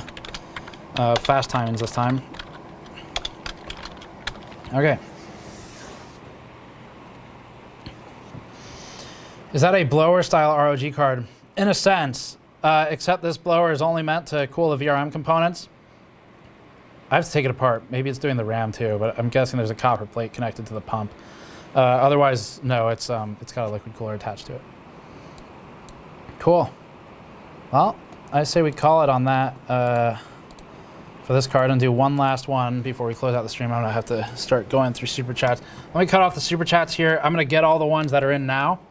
So we'll read through all those and stop at the end of what's in there now. And just don't send any more because I won't answer any additional ones after this point. Let me update text thing. No more super chats after that. 9:24 Eastern time. Okay. All right, cool. Cool, so let me update the score on the screen as well. It was at 10399, pretty damn good. Big jump. Oops, I just made that take up the whole screen. People watching, are like, whoa, big numbers. Cool, okay. All right, I see chat's already ramping up. Yes, let's get a shot of these two cards, please. And XFX or PowerColor? I'm only doing one more just because of timing. It's looking pretty even right now. So waiting for chat to ramp here. Right now I'm seeing more Red Devil. Oh, XFX has got more mentions now. I almost feel like I should like roll a die or something. I don't think I have any here though. Someone said my eyes. Which one? Which one is what? Oh, I'm guessing that's from me scaling the text actually. Oh yeah, whoa, big numbers. Pixels. All right, I'm seeing a lot of XFX right now. Okay, all right, I'm gonna call, there's the PowerColor cruise coming in. All right, I'm gonna call it. We're gonna call it as XFX. I'm seeing more PowerColor in the latter half. It's like I'm commentating a sports event. It's like PowerColor coming in for the save. Oh, no, it's XFX pulling ahead now. All right, I'm seeing a lot of PowerColor in the, I don't know. That's tough. I need something I can flip. This is a dead SSD, so this side up, this is gonna be PowerColor, and this will be XFX. Not near my stream system. Which one did I say was which? That's gonna be PowerColor. That's gonna be XFX. I don't actually remember. That, XFX. Okay, got it. That's PowerColor. Okay. I probably switched to who won because I don't remember which one I said was which. Is chat gonna correct me? Yeah, I think XFX won first. Is it XFX won first? Maybe we should give it to XFX then.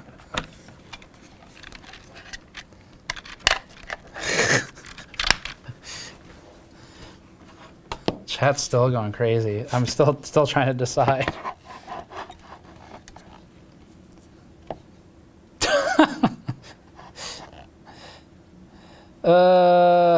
XFX wins by flip. Okay, multiple people said XFX. So the XFX won the first flip. All right, thank you. Multiple confirmations on that. So we will be doing. Sorry to get the PowerColor people excited. We'll work on that one in a review. No, we don't want. I was like, it started turning on because I didn't have the switch off, and I got this under the light and saw that the letters were like kind of blue, and I was like, whoa. Is that like glow in the day or something? Like day glow text? No, it's just power when there shouldn't be. Okay. Oh, that's fine. Yeah.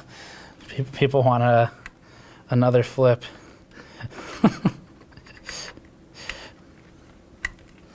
The chat's pretty funny today. I need to keep a dead SSD around for cards to win by flip. I will have to remember which side I assigned to which card next time, though.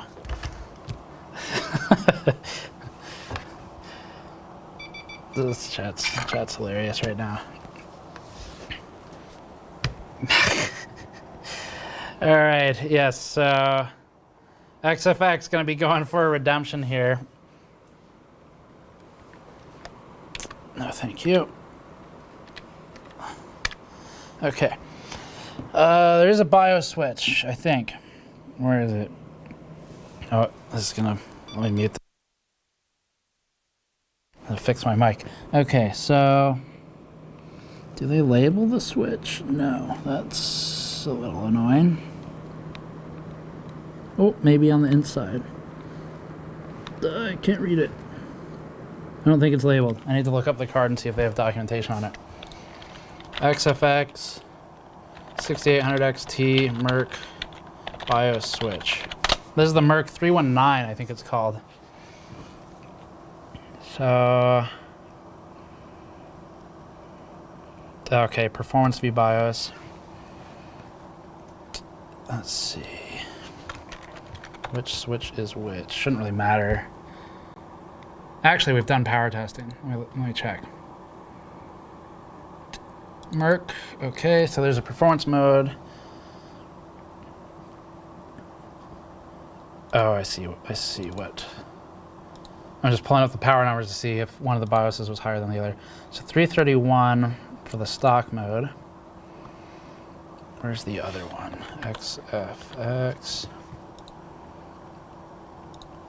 And I think it might be the same power budget, so just the fans are going to change. Okay, clock speeds. XFX, do you have like a web page? Yes, I'm checking out the, no, I found the BIOS switch. I'm just trying to figure out which position we want it in. Okay. XFX. Just pulling up the XFX email to see if they've given me info on it. Oh, maybe. Okay, cool. Okay. Right BIOS. Is the BIOS closest? Yes, I know what that is. I know which way right is. Okay, dual BIOS setting. It says left is rage mode, 289 watts. Oh, there's a slight difference. Okay. And right is balanced mode, 281 watts, and it's also the factory default setting. Gonna need either another flip or, you know what? No, I'm just gonna run it in the highest V BIOS. That's gonna be left based on their email to us. So left is rage mode, as it is now called apparently. I'm gonna do a DDU, a driver install, and then we will we'll get it going.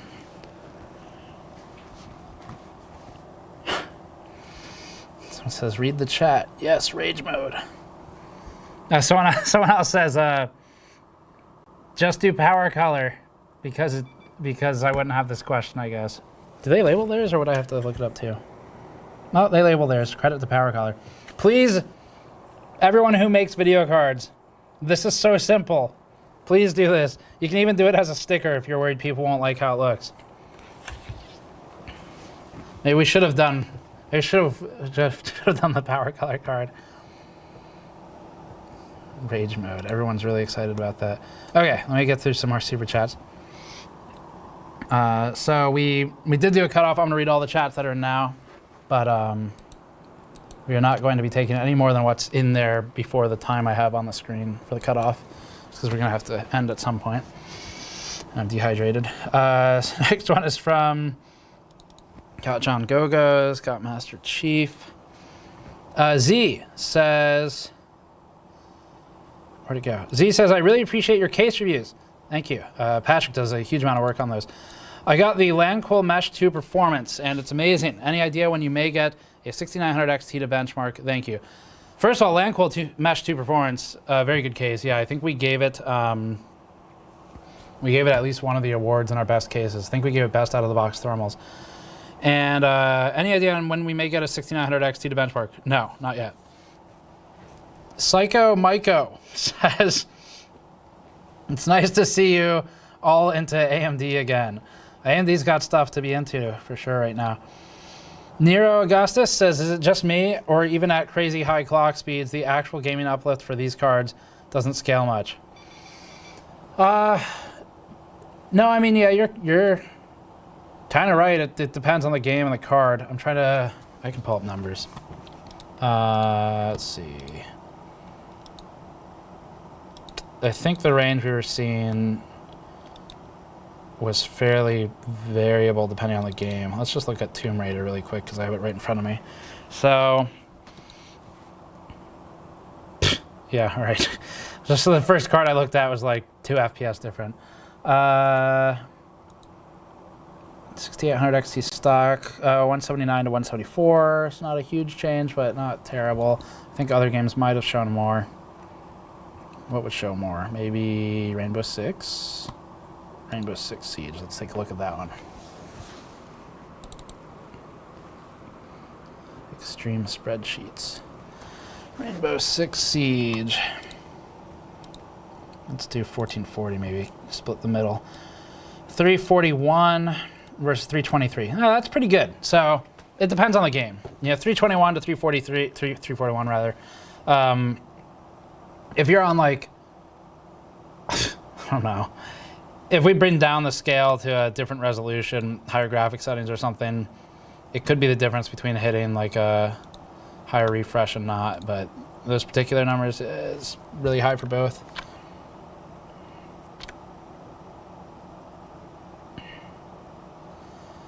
Okay. Next one is from, I think I got yours. Howard's Browse says, can I SLI RX 580 and 6800 XT on an FX 6300 MSI 970 crate? Actually, kind of, in a sense. In like one or maybe in Ashes of the Singularity, they have explicit multi-GPU, or that might work. I don't know if the 6800 is supported for that.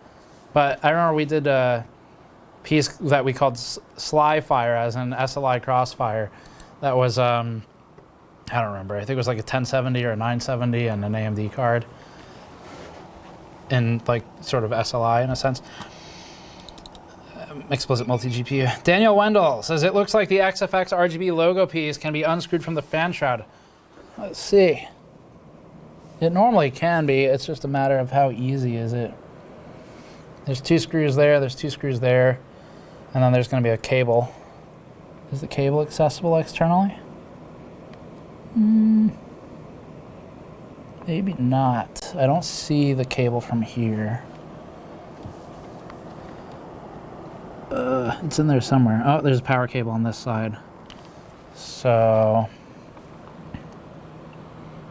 I don't know if the cable's accessible, but it can definitely be unscrewed. I don't know if that's enough to pull the piece of the shroud out though, or if you need to open the whole thing. Good eye though. Kavamal Kava says, have any thoughts on why AMD is limiting 60 series? Oh yeah, right. That is what it's called. Somehow I think they want to curb demand and leave more 7nm chips for more profitable CPU and console lines. Limiting as in like the overclock limiting, I don't think that's it. I don't think that would do enough. That's giving them way too much credit. I think they're trying to make it so that you have to buy up the stack to get fully unlocked performance. I think that's probably more of what it is. Intentional segmentation, just like the 5700 series. That's kind of my guess. Yeah, that's just what I think it would be. All right. Oh, yes, excellent points. From Dave Waugh 3, it says, you can always remove the RGB shroud with a Dremel. Definitely true. We could do that right now. Why take things apart? Okay. Todd Vance, longtime fan, love the channel, thank you. Do you have an ETA on the toolkits? I submitted a back order a couple months ago, thank you. Yes, so the toolkits have had an ETA on the store page. I think we're saying, and that hasn't changed. Let's see. Expected arrival mid-January, and if you ever need to update the order, cancel it, change the address, whatever you want to do, you can email support@gamersnexus.net. They'll help you out with that. Okay. So I guess I just did driver install. Once again, I'm going to just double check that there's no settings left over from last time because it shouldn't have happened, but it would waste a lot of time if it did. Okay, good to go here. I didn't read it, but I said accept, as we are all trained to do from birth at this point. Next one is from I got yours. Mike underscore feed me says, if I fill up all 3 M.2 slots on my motherboard, will that impact the performance of my 3080 and the first PCIe 4.0 slot? The block diagrams on X16, etc. confused me. So the first one's going to come off the CPU, depending on what motherboard and CPU you're talking about. First one is going to come off the CPU, your by4 from, say, AMD. Let's take a look over here. This is actually going to be very helpful right now. This is our X570 chipset Metro poster. We might be out of these. I don't know if they may have found like a couple in the warehouse that were left over, but these were on the store as well. So, yes, you'll have 1x4 for your NVMe here, and then you're going to have a separate PEG graphics lane that comes down to normally your first PCIe slot. So will it steal lanes? No, not really. But you might not be communicating directly to the CPU anymore. You're going to be pulling lanes off of your chipset. And So you'll have one communicating with the CPU, probably your top M.2 slot, and you'll have others communicating with the chipset. If it's X299 or something, you've got so many PCIe lanes or Threadripper that it doesn't even matter. But should not be stealing from PEG, to answer the question. I'm an even bigger fan of that poster now. Actually, I really like having a block diagram on the wall behind me. We've used that a couple times for that. How do the card's performance feel? How does the performance feel? What emotions does the performance evoke? Rage. Mostly rage, because they come with rage mode. Next one is from Howard's Browse. Says, can I OC Samsung B-die on 970 AAS like Crate FX? I don't know why it surprises me every time from Howard here that the questions are about an FX 6300. I think it's because Howard is cleverly socketing in FX 6300 at the end of the question so that I read a bunch of other stuff thinking it's a real question when I get to that. The answer, I think, is yes, but, you know, FX 6300. Question in normal chat, did the Roboclocker go anywhere? Is Kingpin still using it? He had it at his house for a while last I asked him, and was using it there, but I don't know how practical that is since it requires large LN2 tanks. Let's see. Bazinga, any news on 4th gen Threadripper? Not that I have received in any capacity at this point. Are there even rumors out there? I'm not sure. Kyler, is 10 gigabytes of memory enough for future on 4K? It seems like NVIDIA really screwed the early adopters who didn't wait for the impending TI models with more VRAM. So, trying to predict the future of graphics is a losing battle, but it's enough for today. You start to see some funny behavior in the frame times, like in, what was it, Total War 3 Kingdoms, where at Ultra at 4K, that frame time spiky behavior we saw on the 6800 XT reviews we showed, not on these cards, but on the NVIDIA cards, that I think was a frame buffer thing, where you start painting the frame times all over the place because it's running into memory limits. So there's a couple instances out there where you can create a problem. It's enough for the most part. There's enough for the future. Typically, you start running into issues with the GPU core hardware before memory capacity issues.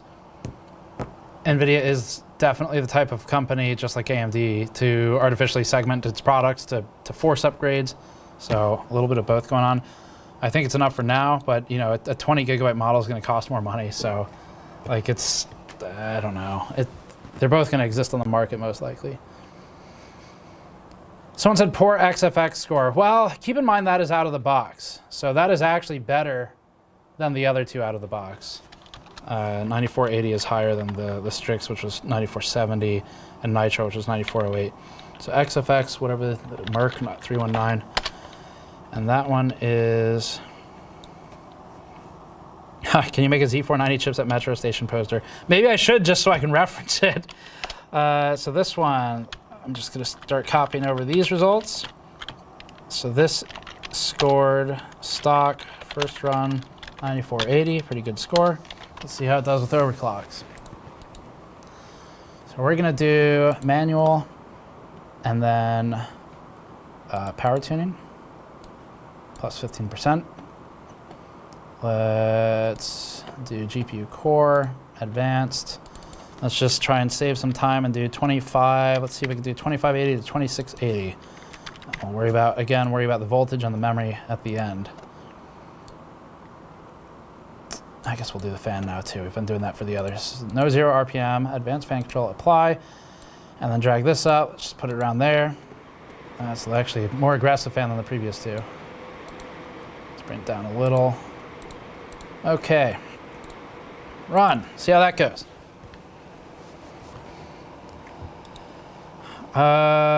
Ian keeps asking about the free trial of Unraid versus going paid version and whether or not I recommend it.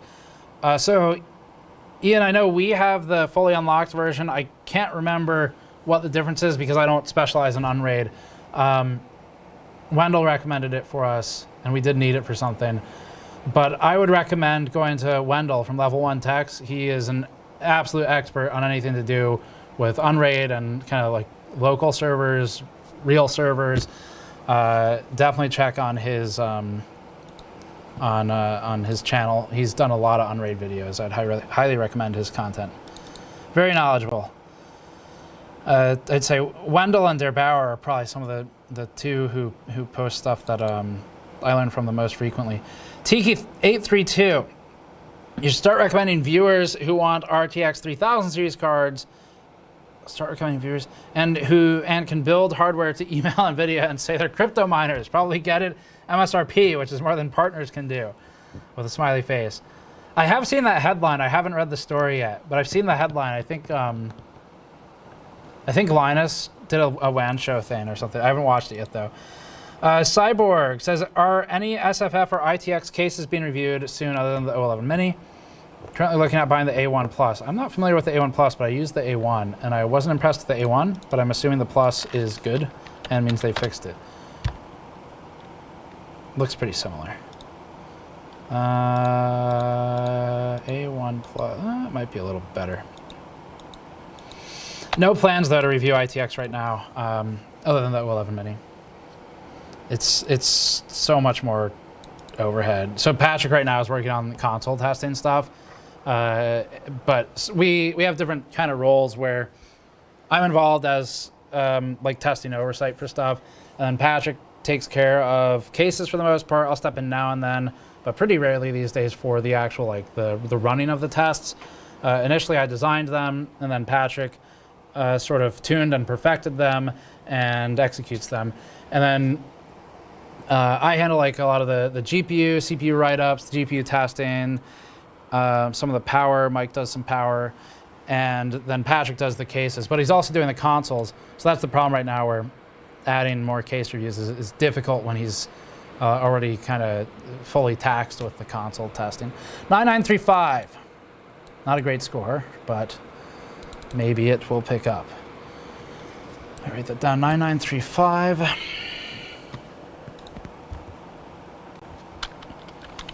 Plus 15%, 9935, and then we did 2580 to 2680. Oh, I'll take this one really quickly too. Al Asdi asks, said you said in the teardown video of the 6800 XT, do some content on improving the thermals. Still going to do that? Yes, I actually just recorded the main audio part for that. I think yesterday, so that'll probably get edited the next coming days, couple days, maybe tomorrow. 2580, 2680, 1150, no other changes. Okay. Let's try 26 to 27. See if we can do it. XFX is gonna have to pick up a lot of points somewhere, I guess, in memory to compete with the other two. 9935.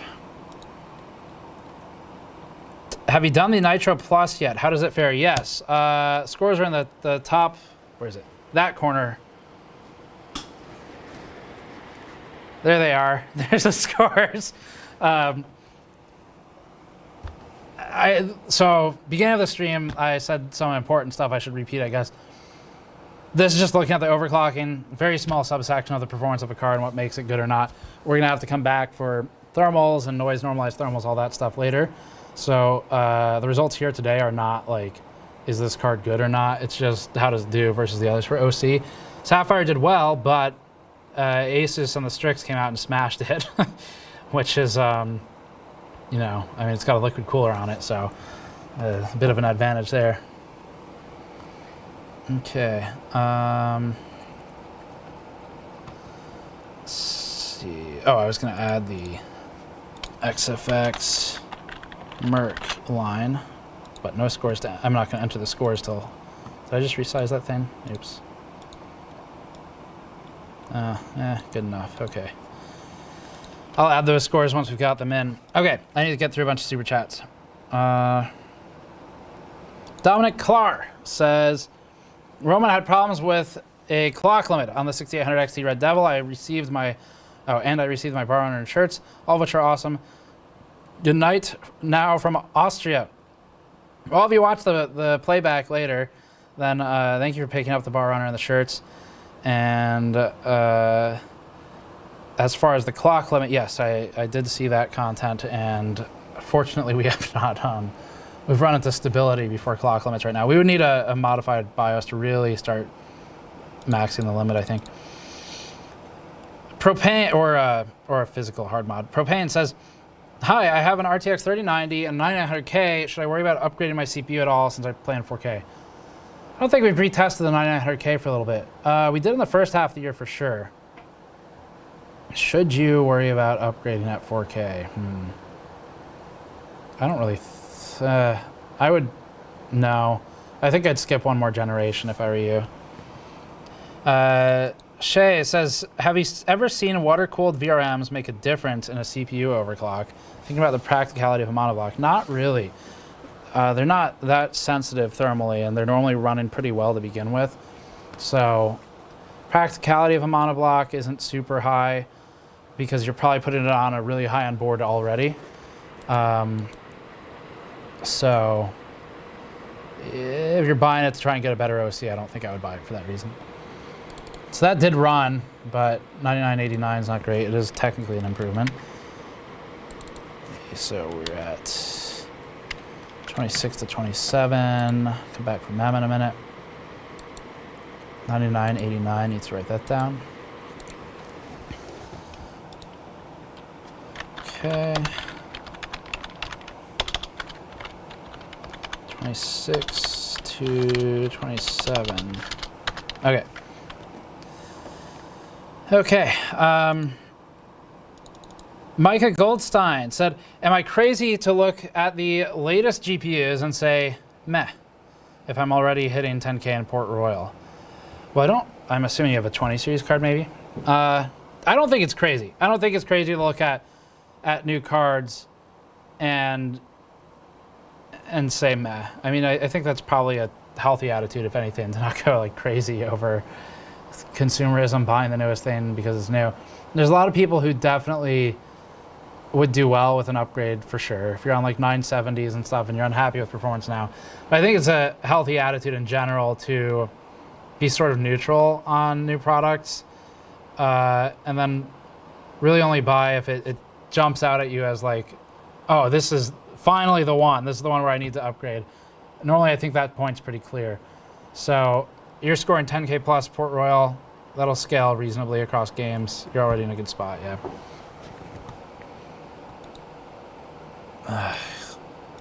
Let's get rid of... Okay. Next one is from Snake Juice. Good to see you back. Says, hey Steve, since the 011 Mini turned out to be a hotbox, we haven't published the data on it yet. Oh, I see. Okay, I see where it's going. Since the 011 Mini turned out to be a, quote, hotbox, can you send my wife the GN case instead? It'd go great with the mouse mat. So the GN case doesn't yet exist and may not. We haven't actually haven't progressed further on that storyline yet. I need to find the time to sort of... I've read a lot of the comments, most of them actually. At the time, probably by the third day it went up, I'd read most of them.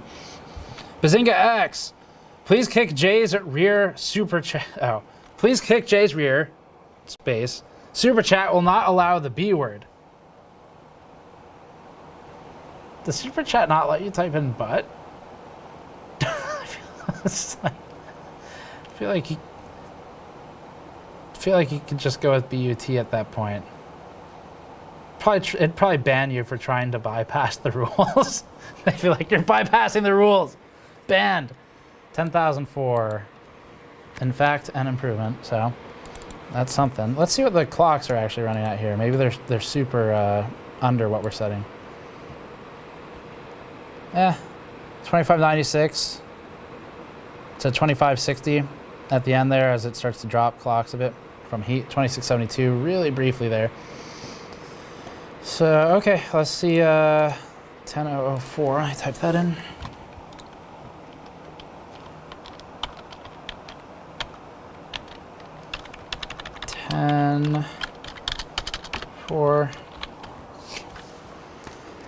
see, 2620 to 2720. All right. I guess let's try and type that higher. Let's go 2640. I feel like we're gonna need a lot more to even out the scores here, but we do have memory still. So if you're just tuning in, I've been doing core, then mem, then voltage, and then mem timings. You gotta pick an order, and I find it's easier to just stick with one. So next one is from D0 Uli. Says, will you do a review on the 3080 Strix? We haven't gotten one, and I don't know that I would right now. I think we've done a lot of 30 content on the 3080 series. So I don't know, like, the Strix looks really interesting, but I kind of want to do other stuff than 3080 and 3090 content. I'd like to do these 6800 XT reviews. I find them very interesting. And then I'd like to do not GPU stuff for a while. So probably not in the immediate future. Someone in chat says B star star T. Don't say the B word. Amir says, worthwhile to use a riser cable to mount a GPU right at the bottom of the case to draw air through an open floor. Great question. So, yes and no. Vertical GPU mounts can be actually extremely good and better than the horizontal mount in the same case, but it needs to be a wide enough case, and you need to have a mount that's set back enough that it's further away from the glass than a lot of the stock mounts that are built into the chassis. So typically the PCIe slots that will rotate, do I have one out? No, I had one out the other day, but the slots that rotate, like the brackets you can take out with a screw and go like that, those tend to work pretty well because it positions the GPU pretty close to the board. So there's enough room against the glass to breathe. And then if you have bottom intake, now you're in a really good spot where the GPU is going to be about as good as it can get. So the SL600M is a good example of where this works well. Cable Mod's got that vertical kit that works really well. Fractal has one that works pretty well. So it can, definitely can be a good idea, yes, if you have the right, if you're putting it in the built-in one right against the glass, I'd say no, don't bother. Oh, I should say this too. The one reason that going vertical with bottom intake can work better, two reasons, can work better than horizontal. So horizontal, the air is going straight into the card, obviously. Vertical, if it's got vertical fins, it goes into the card. But otherwise, the biggest thing you run into is when it's horizontal, like in the SL600M, you're starting to cut off a lot of the access of air to the CPU cooler. But if it's vertical, then you get air into both devices without blocking it. Okay. All right, so there's the score.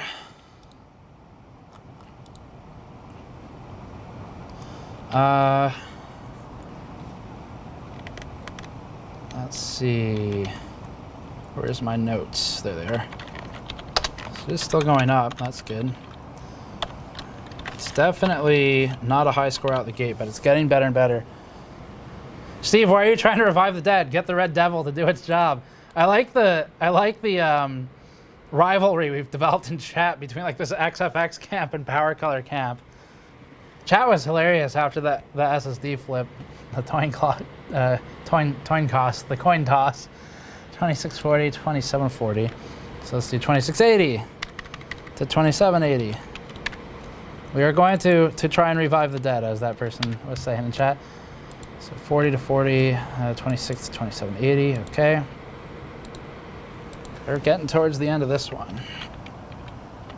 2640 to 2740. XFX on the struggle bus. Chat's brutal. The XFX and the PowerColor fans are brutal to each other. Funny. All right, let's see. Okay, so King Nick SA says, sent $10. Thank you very much. Says, building a new system, 10900K formula. That's a good board. 64 gigabytes of 3600. 2080 Super XE I bought in May. I have to shove that in there to make sure we know that it was intentional. To replace my 770 FTW and 4770K build. That is a massive upgrade. Plan on upgrading to a 3080. How much boost or importance would it be moving to the 3000 series? So the 2080 Super, we do have in benchmark. So I'm just going to read the numbers that I have open right now, which is Rainbow Six Siege. Let's look at 4K. You're going to notice it more at 4K for sure. It scales. The 30 series gets better as the resolution goes up relative to the other cards. So in this particular game, 178.7 for a 3080 versus, you said a 2080 or Super? Super. 2080 Super is, where is that card? 113.9, 113.9. It's like a 57% uplift at 4K in Rainbow Six Siege. So that's going to change. That might drop down to like the 30s, 20s, depending on the resolution of the game. As you get towards 1080p, it matters a lot less. But hopefully that helps out a bit. Dylan K. Even though you may be slowly dying from a gross lack of rest, thank you. I love the content, Steve. Well, thank you. Yes, that is, you're encouraging bad behavior. Next Wave Limited says, hey, Steve, currently running an FX 8350 and a GTX 970. Chat's still beating each other up over PowerColor and XFX. We've got this one chat message saying, I need lots of cheap plastic on my cards. I don't know which one that's referring to. Both of them have a lot of that. This one's got more of it at the front over here. I guess a lot of this is metal, to be fair, but there's plenty of cheap plastic. All right, so the question was, FX 8350 970 GTX says it's failing now. What's it got to do when he can't find a 5900 XT or 58 or a 3080?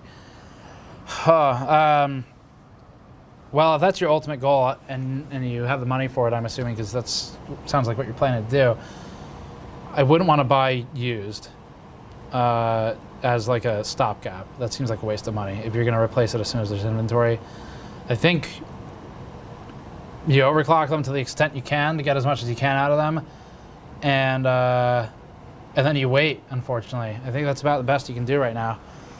I wish I had a better answer, but 10098. I will say this, though. We were being told that inventory of the 30 series should there should be a larger restock in the 3rd and 4th weeks of December than in the 1st and 2nd. But the larger restock doesn't mean there's going to be availability for you. It just means they're going to have more than they will in the first 2 weeks. So maybe you'll have a better chance then. 2680 to 2780 got us 10098. It's climbing. It's definitely, it's getting higher up there than I was thinking for a minute. It's going to need to pull a lot of score out of the memory though. 10098, 2680, 2780. But we are finally maxing out this slider. Now we're going to run into the issue where there's no more room until there's a mod of some kind. There might be one out there. I haven't looked.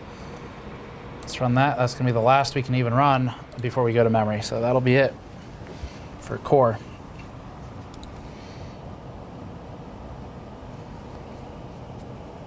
Good question here. Noah in the normal chat says, other than, quote, the one in stock, which 3080 do you recommend for non-overclocking? Gigabyte Eagle. Easy answer for me. Gigabyte Eagle did extremely well in our testing. Its component thermals were good. The card performed well. It has 0 power percent offset. So it is the worst possible choice for overclocking. But it's MSRP, and it performs very well. Thermal's good. Noise normalized thermal's good. So Gigabyte Eagle is an easy choice for me to answer that question. If you wanted to go overclocking, I absolutely would not buy that card because you won't get anything out of it. But for non-overclocking, it's good. All right, next one, Johnny B. Any recommendations on cooling my VRM? I'm building a 3700X with a 360 AIO on an ASRock B450M Steel Legend inside of Mesh 5C. Mesh 5C is good.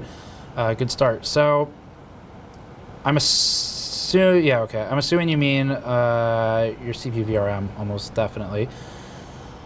So I don't know where the 360 mounts in that case. I don't remember where the 360s fit, but I'm assuming it's maybe a front mount, and if it is, easiest way to cool the VRM is to get a fan in the top back position of the case over the VRM, and I mean, like, intake will cool it a little bit more effectively in a lot of instances if you've got a rear exhaust fan too, because then the air is just going like straight through the VRM and out the back. But if you've got a 360, then you are already going to have a lot of intake. So I would probably set it up as exhaust. It'll also help with dust control. And yeah, just top back of the case, that should do it for you. Chat still, people are talking about, there's still the PowerColor versus XFX camp going on in chat. What is your #1 choice for 6800 XT stock? Not planning on doing any OC. Not sure. That one I'm not sure yet because I'm still running them right now, so I haven't done the reviews yet. But the biggest problem I think you run into is the price. So I think a lot of the cards are pretty expensive, which kind of puts you into reference camp. 101145. That's going to confirm the suspicion I just saw where someone said Steve is sandbagging the XFX's performance to try and make the others look better. So 10145, that's a pretty big jump. There we go, 10145. Scores for the others are in the top left. That's the max though. So now we've finally hit the slider, the limit that we can set it to. And what's the actual frequency? The actual frequency is only 2650-ish, and which is, I kind of expected. These things are not that accurate. It's just, it's like an offset, except it's done in a stupid way. But 2700, 2800, we have no more room here. And this, yeah, we've now encountered the limit Roman was talking about. So need a mod at this point to get the core higher on this thing. Even though there's technically 150 megahertz more room, there's no more slider room. Let's do memory. Let's just pull the memory slider all the way over, and then we'll drop at 30 megahertz, see if that's better than 2150. And we'll do fast times and voltage, and that'll be it. How's the Gigabyte 3080 gaming OC? Is it viable for overclocking? Not sure, actually. I haven't used that one. I'm assuming it has a power offset of some kind. Okay, was the Strix liquid cooled? Yes. Maybe I should put that up there so people understand, because that's a pretty big differentiator. Let's put LC there. LC or WC? What do people understand better? The Strix water closet. Next one is from Wesley Craig. Did you ever figure out why the 3090 FE was behaving strangely after you took the card apart? I'm concerned to put a block on it after your experience. Yeah, I think so. I'm pretty sure it was a memory temperature issue, but no, actually, you know what? I'm still not sure now that I think about it. Because one of those cards, the 3080, I think was a memory temperature issue, which we resolved. The 3090, I'm not sure, because I remember literally all I did was take the backplate off and put it back on, and it was, maybe it was related to that frequency crashing issue. I need a wall with a bunch of red yarn on it and pictures of the news stories from the last few months. Think I'm starting to put it together. Maybe it was totally unrelated to the backplate coming off. I bet it was, because that's stupid. So I thought it was stupid when we encountered it. I took the backplate off, I put it back on, and it was suddenly crashing. I was like, that doesn't make sense. I bet it's fixed. I bet if I did that again with the new drivers, it probably had nothing to do with backplate. It was chance, and I bet it had to do with that frequency issue that was pointed out as being a caps issue for a while. So maybe that was the problem. But putting a water block on it, we have done that. I wouldn't worry about that. Just make sure everything's covered as the directions imply. I'm assuming it's EK. They have the main one right now, and you should be okay. Funny though. Okay.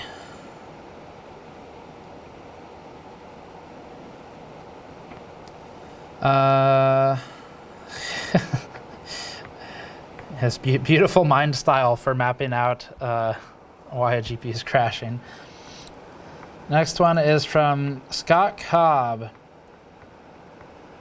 Scott Cobb says, do all the Strix 3000 cards share the same PCB? Or would you know, for water cooling purposes? Love the channel, thanks, no problem. So,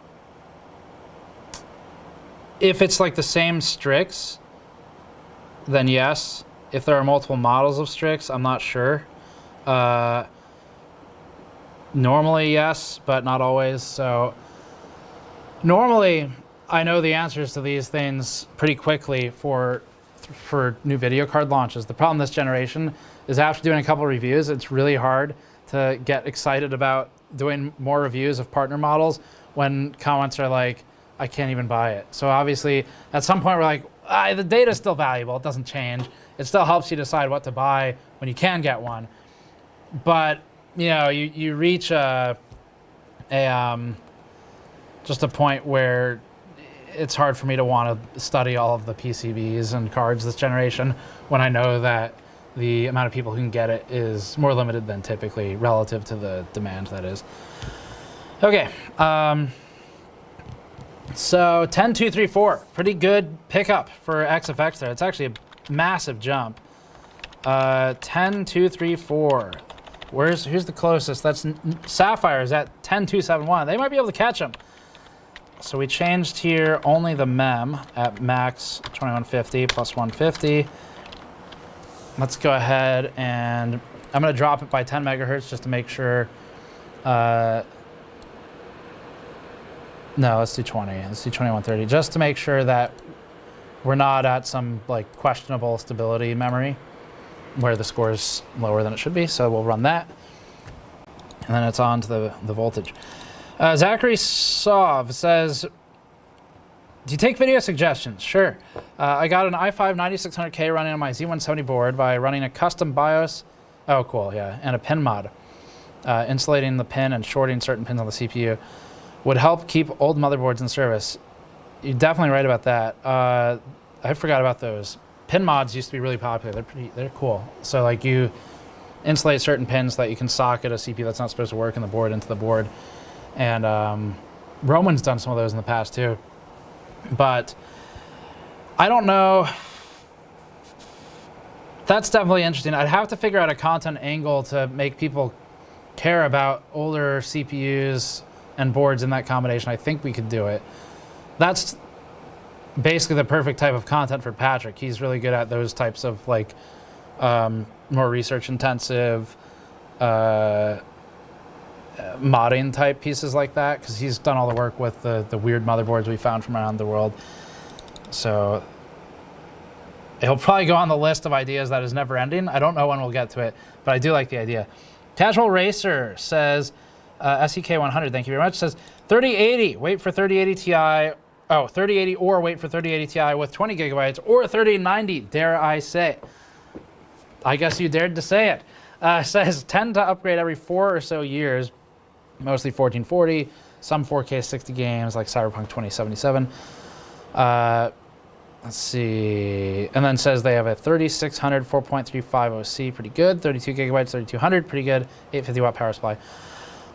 I think, for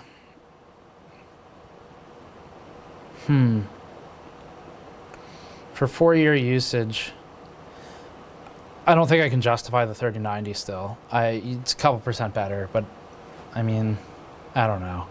They're basically the same once you like overclock the 3080s. They're so close. I don't think I can justify the 3090 expenditure. Because if you think about it, if you're only gaming and you're not doing professional work where you can use that memory, that's an absurd amount of memory. 24 gigabytes, that is, versus like say 20 is maybe more reasonable, 16. But you think about the price difference, ouch. Score reduction, not better, I think. 10,220, yeah, it's a reduction. So $1,500 for a 3090 today versus a 3080 for let's say 700 something. You know, once you're in like $700 territory for the price difference or more, think about if you're planning to use, this user says they're planning to use their card for about 4 years. In 4 years, that $700 will buy you so much more than the 3090 will have ever gotten you for just gaming. So I can't justify the 3090 to answer that part of the question. I would say, yeah, 3080 or whatever the refresh is. I have not heard anything officially about the refresh, which means it's probably at least January. So it depends how long you're willing to wait at that point. If you use them for like 4 years, though, I'd maybe wait. But I don't know how long that's going to be. Okay, so that score was worse. I'm going to write it down anyway, though, so that I have a record of what caused the reduction. So that was 2130 mem. That's good to know. That means that we're good to go at 2150. Let's go ahead and bring that all the way up. Fast timings. And then we've only got one more slider to adjust after that, which is voltage. Okay. Pretty close fight. It's 40 points away from Sapphire. Not going to catch ASUS, though. Okay. John Gogo says, that motherboard beep reminds me of Kim Possible. When it turned on earlier. The beep, beep, beep. Scarlett says, I will give you $4.99 to e-power one or two of those AMD cards. We do have the e-powers. Scarlett here from chat sent them in, actually. I need supervision from someone who's arguably an adult, which is going to be Joe Stepanzi. I need supervision from Joe to do any e-powering. I want to get Joe back up here at some point. He did a lot of e-powers back in the day. Vince calls Joe an old school overclocker. And when I asked him in that stream, can you define the schools of thought? What does that mean? What does old school mean to you? And Vince said, well, it's someone who still does a lot of the work themselves, a lot of the hard modding themselves. Whereas he says the new school is like you buy it and it's good to go out of the box, sort of pre-modded card. So Joe is probably going to be my go-to for getting those e-powers onto something. Don't know what it'll be, though. I'll have to ask him if he wants to do like AMD or NVIDIA with them. Let's see. 2 says, no, I'll skip that one. Jean-Sebastian Levesque says, have you seen 11th gen Intel CPU on Cinebench R23? Have you heard of this gen? I've heard of it, mostly in that 11 comes after 10, so I just assumed that'd be what it's called. I have not seen the Cinebench R23 scores, so I don't have any thoughts on those. Bazinga X, the leaking fitting on did damage on my ROG Zenith 2 Extreme Alpha motherboard. I replaced it. Do you want the damaged one? Guess it depends on the damage. I don't think so. I think we have one of those boards, so it might be worth selling it for parts on eBay or something, so someone can try and breathe some life into it if they can swap out a damaged part and replace it. That might be worth doing. Otherwise, I'd find a electronics recycler. But if someone can repair it, that'd be the best possible use. Megalith, having issues with existing cases. I need to remove one fan from the 360 mil rad. Will the AIO still perform adequately to cool the 5950X AIO's H150i Pro XT? Yes. Oh, but you're removing one fan, I see. Yeah, you'll be fine. Maybe be careful on the overclocking, but you'll be fine stock. 10258. I don't know.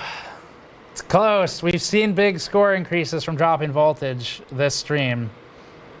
Well, big in a relative sense. From a competitive standpoint, not from a meaningful one. But let's try 1100. I need to write that down. So that was fast times 10258. Really close to Sapphire scores in the top corner there.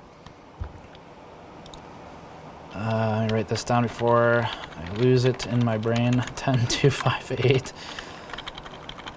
That's 2150, and that's still the normal voltage, but it's fast timings. Andrew, I'm falling prone to what chat does. Andrew, there's an important question from chat. They say, where'd the message go?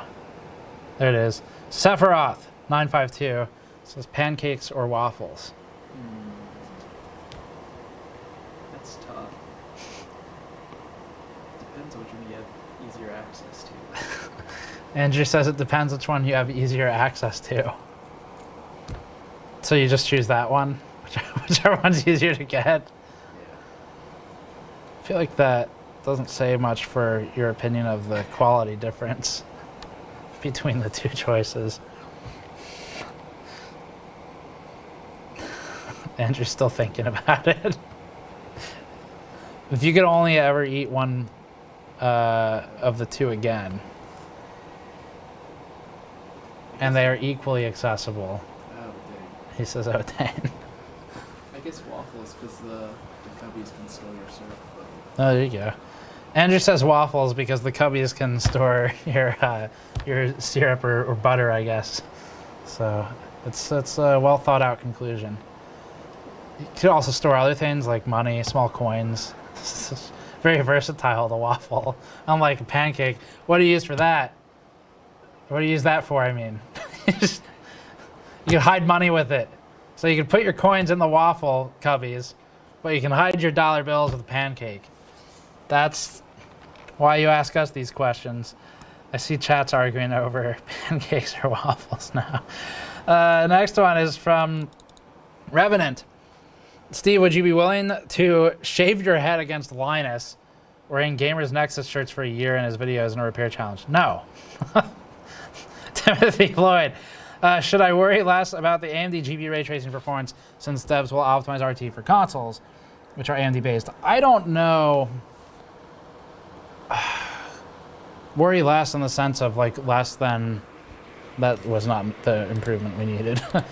In the sense of worry less than versus Minecraft or something.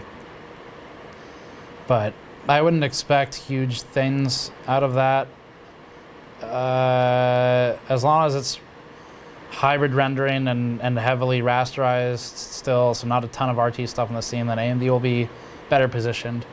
But I wouldn't bank too hard on the optimizations from developers in the future, just because, I don't know, I feel like betting on software development is always risky.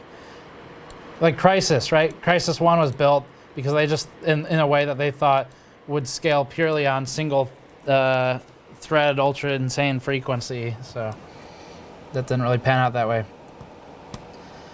How's the score compared to the 2000 series? I'm not sure, actually. Someone was saying earlier they broke 10K with their 20 series card. I don't have that memorized. We got a super chat that I'll go ahead and just read because I'm staring at it right now. Wyatt said waffles are objectively superior, and then says, it's going up. Eggos or like full-on Belgium, that is the question.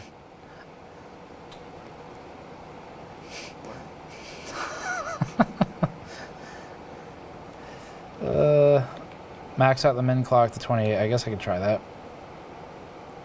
I don't know if it lets you. The original press BIOS didn't let you do that. That's why I haven't been, but maybe this one does.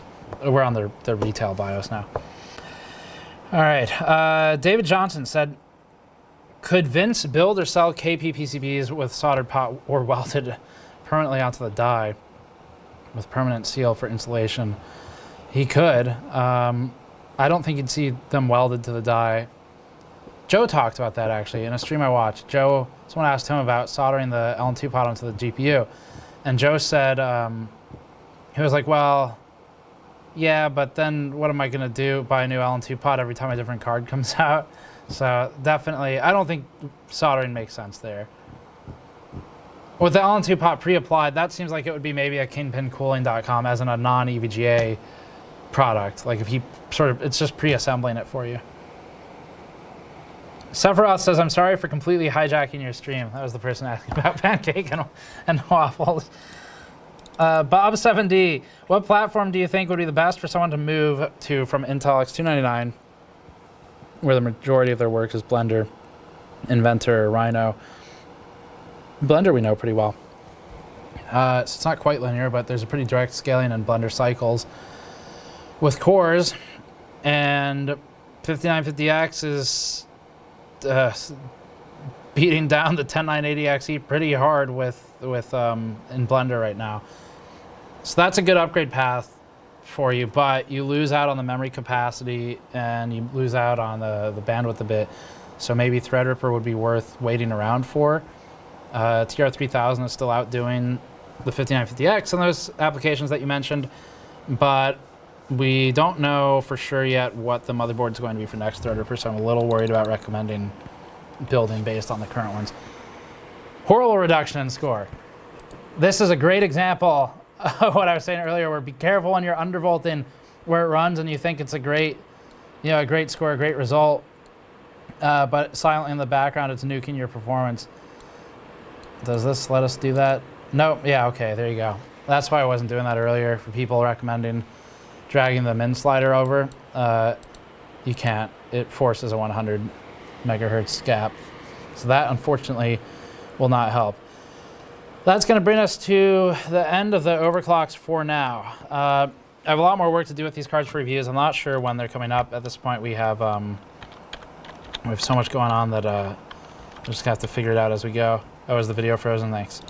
Let me fix that 1 second. Fortunately, the audio is still going. Let's see. How do I fix that? Oh, there it goes. Okay, cool. Sorry about that. All right, so video's fixed now.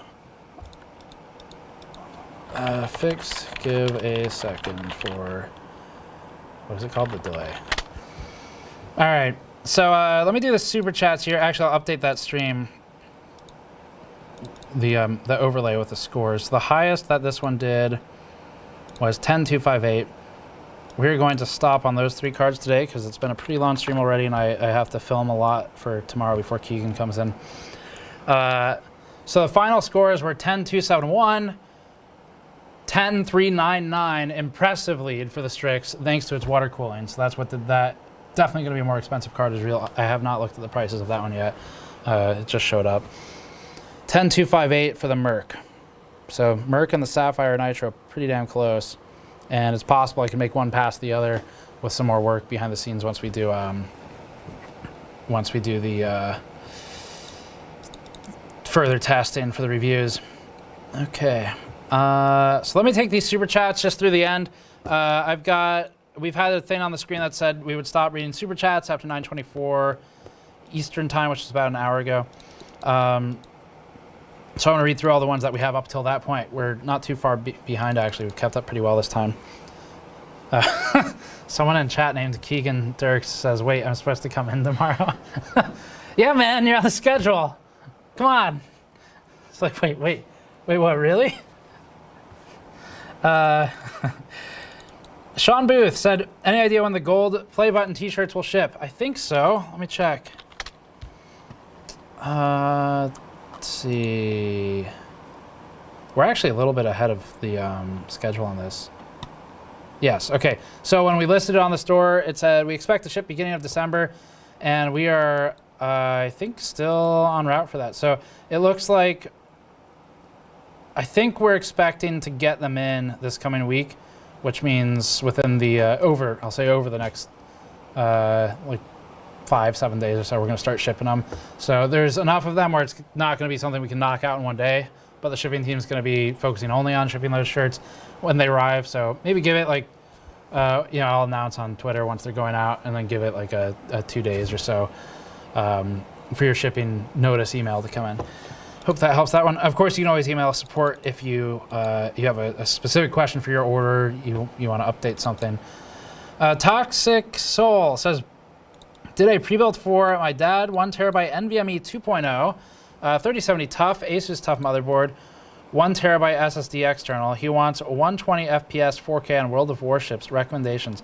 First of all, that is super cool. Good on you for doing that, and that's a great build.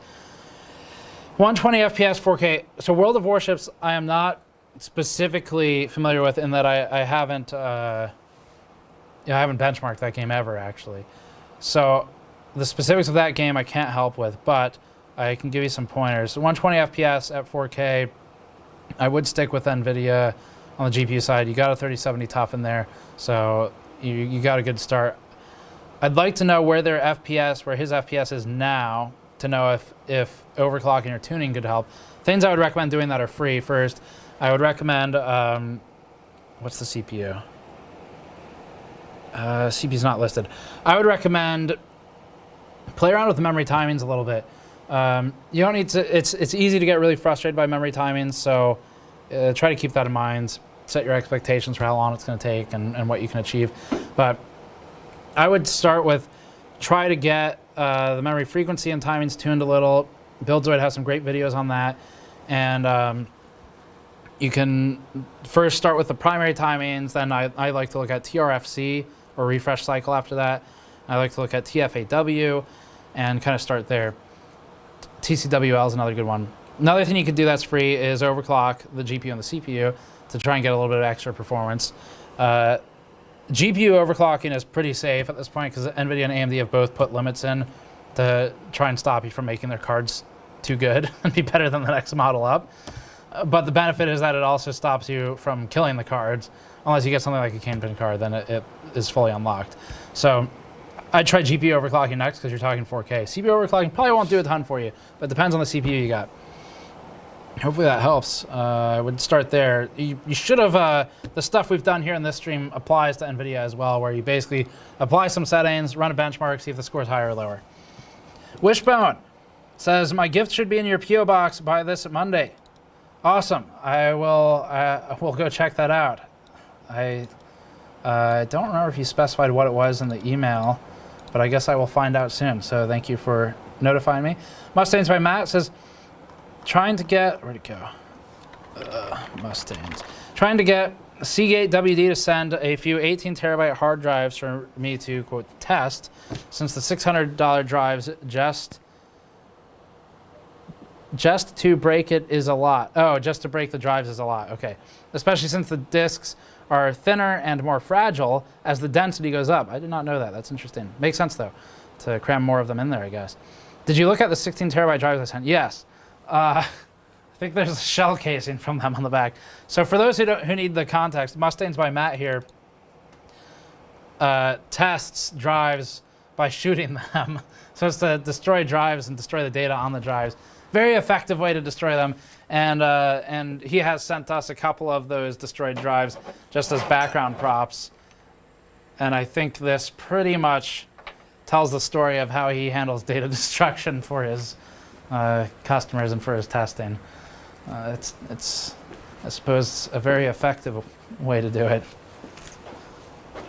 Probably about the most Murica approach you can get to destroying data.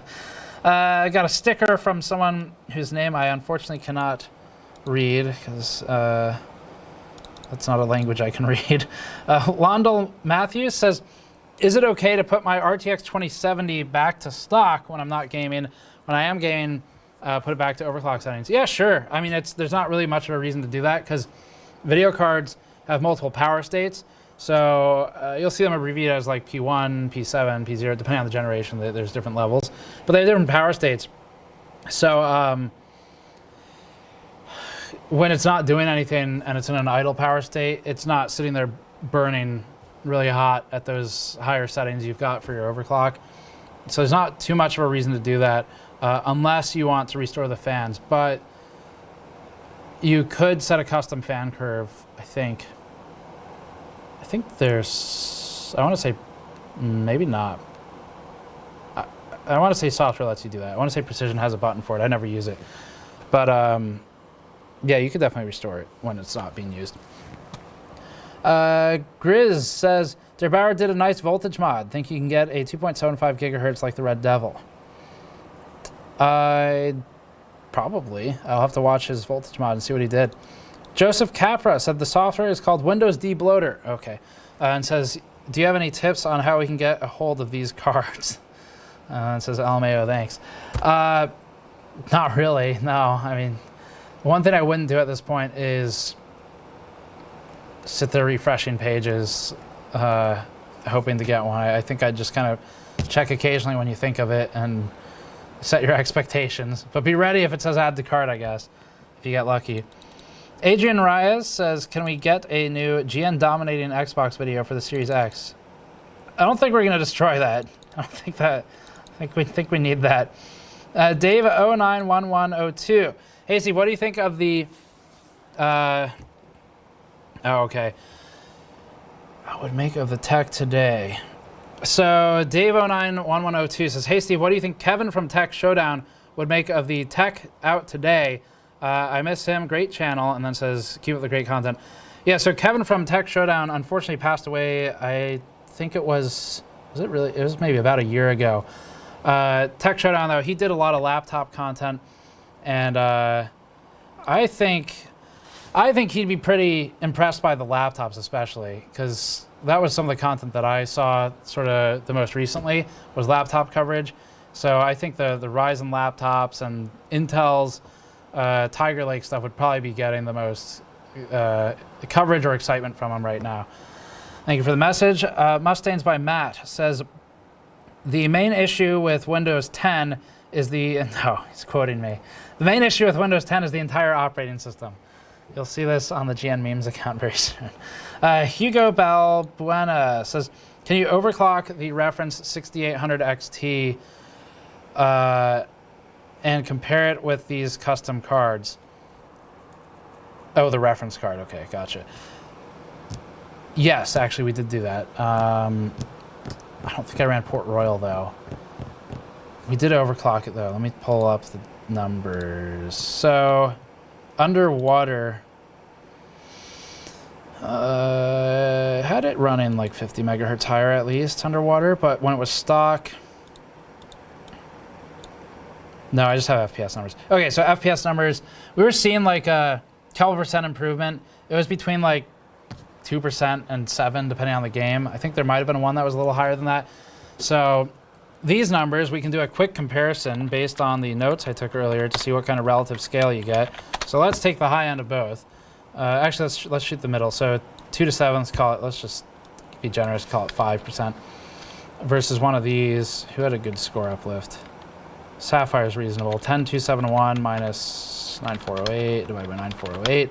Max uplift 9%.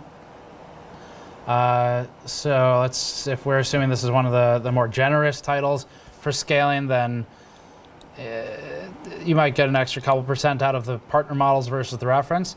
But we do have numbers on all of it. I need to compile it into a proper review, though, once we finish these cards. All right, next one is from...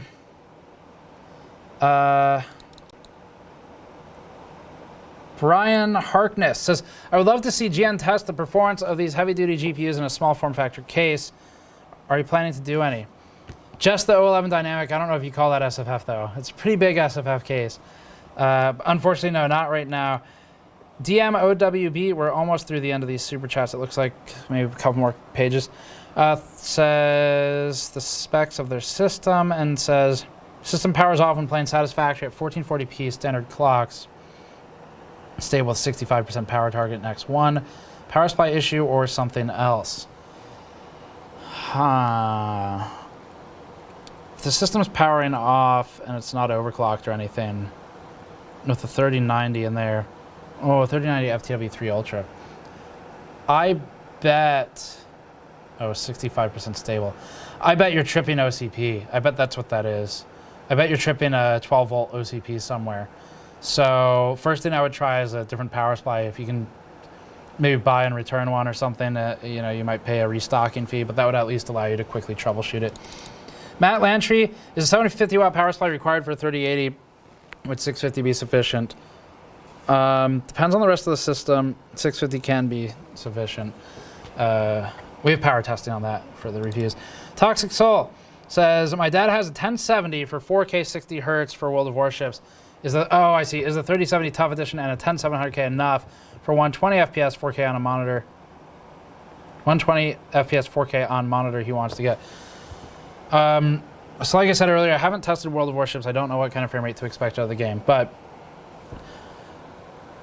the easiest thing I can think of for you to do would be to find someone who's really done any kind of I would find someone who's done a 3070 test with World of Warships. I'm sure someone out there has like gameplay of it with maybe an FPS counter on the screen. Find something like that. Try and match, see if you can find someone who's recorded at the same settings that you want to play at. And then what I would do is take the average delta between the average percent difference between a 3070 and like a 3080, for example. And then you can calculate if that difference is big enough to move the FPS. So, for example, let's just say that the average delta between two devices, any two devices, is 10%, and you want to hit, I don't know, for some reason you want to hit 110 FPS. Let's choose easier numbers, actually. Say it's 20% difference between two devices, and device A, you found some footage of it running at 100 FPS, you want to hit 120, you know the next device up on average in other games is 20% higher. Now that might not scale exactly for this particular game, but that would be the difference. So that's how I would calculate it if I had limited information to go off of. Hopefully that helps a little bit.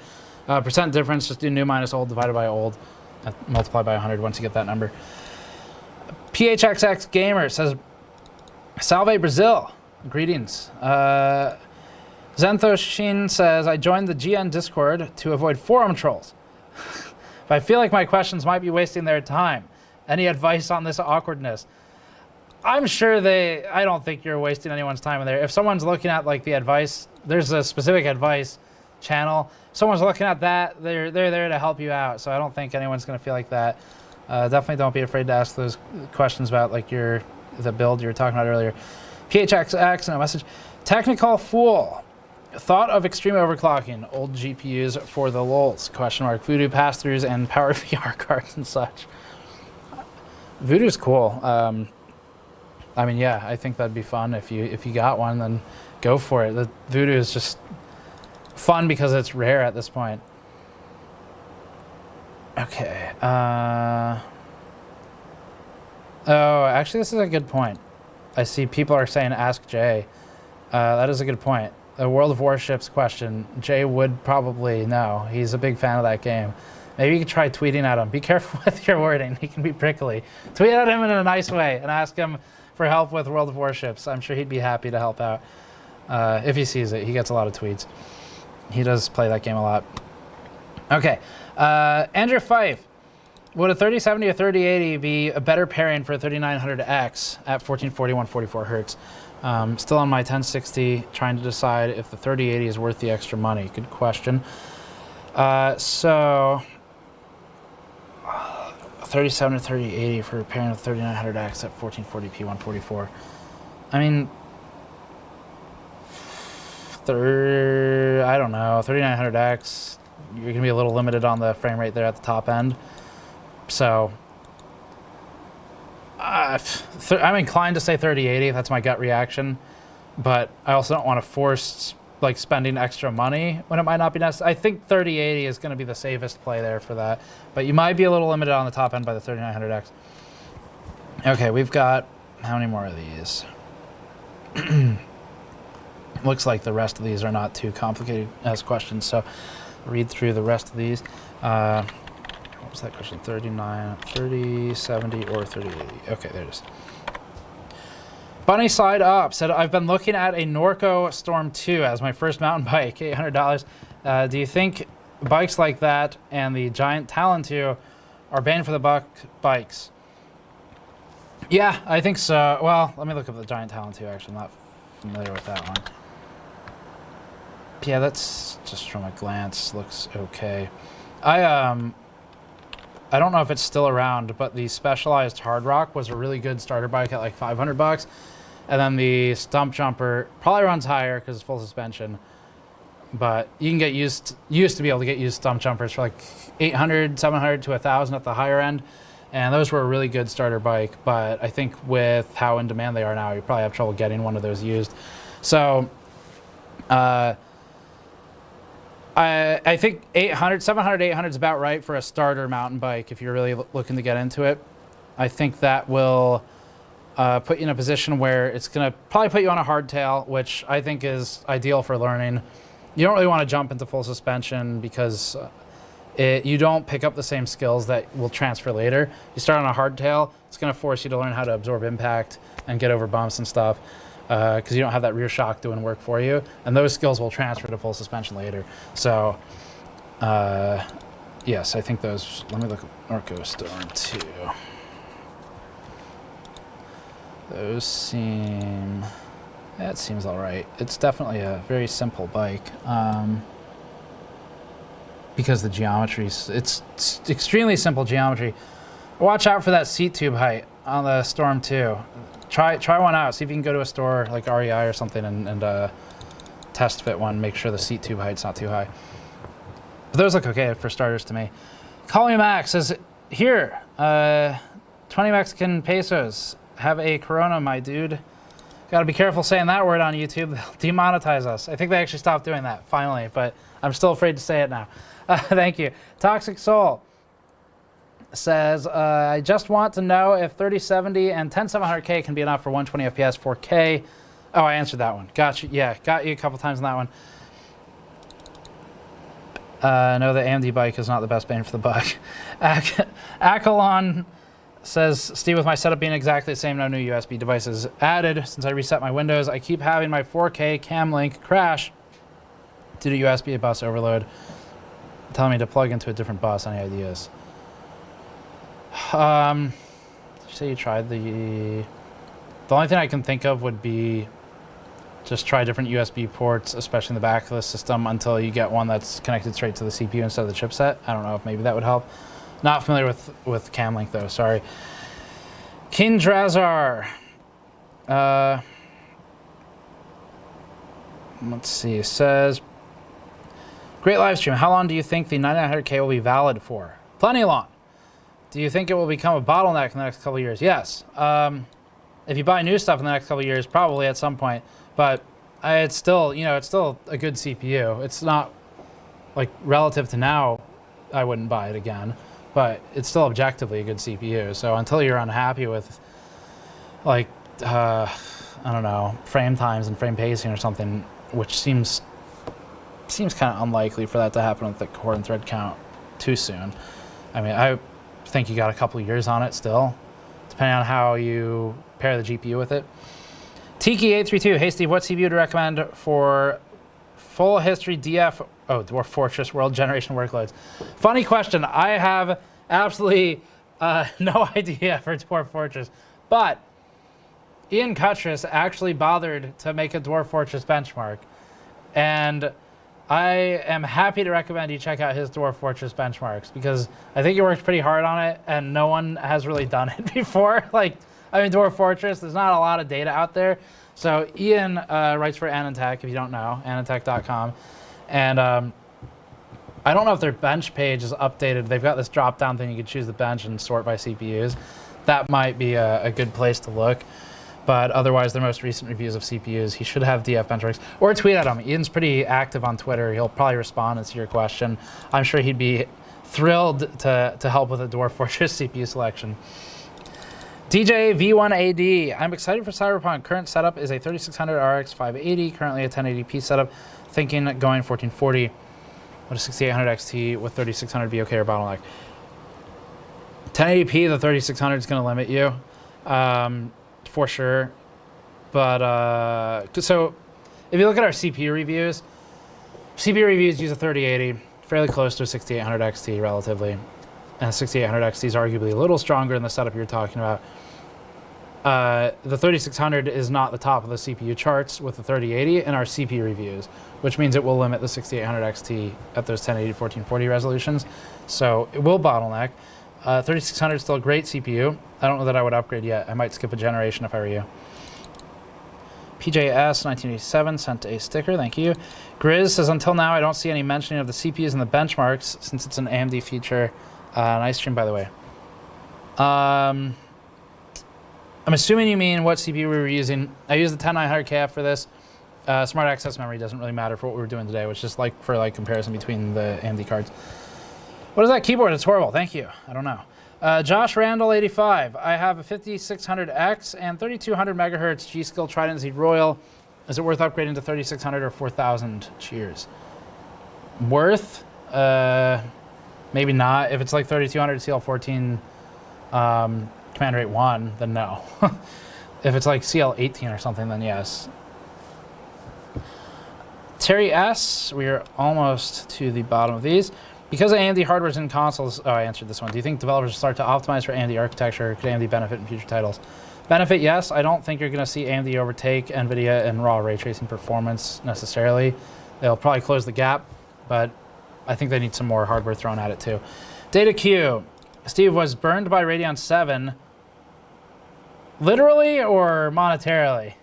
Definitely could have been literally with that card. And again, by the 5700 XT, massive driver issues. Is it right to trust AMD a third time? PS loving my 5900X. Great question. I didn't have that many driver issues in terms of like games running with the 5700 XT, but I know there were a ton of people who did. I guess we got lucky. The Radeon 7 I had a whole lot of issues with. So yeah, I know what you're talking about. Is it right to trust AMD a third time? I don't know. I struggle to answer that because as someone who didn't see as many of the issues as the rest of the world saw, because the nature of having, you know, thousands of people or tens of thousands of people with different configurations versus ours. It's hard for me to say if you're going to have issues again, and I don't want to be responsible for it. So I think you are right to be untrusting of AMD after getting burned twice. I think that is a fair stance.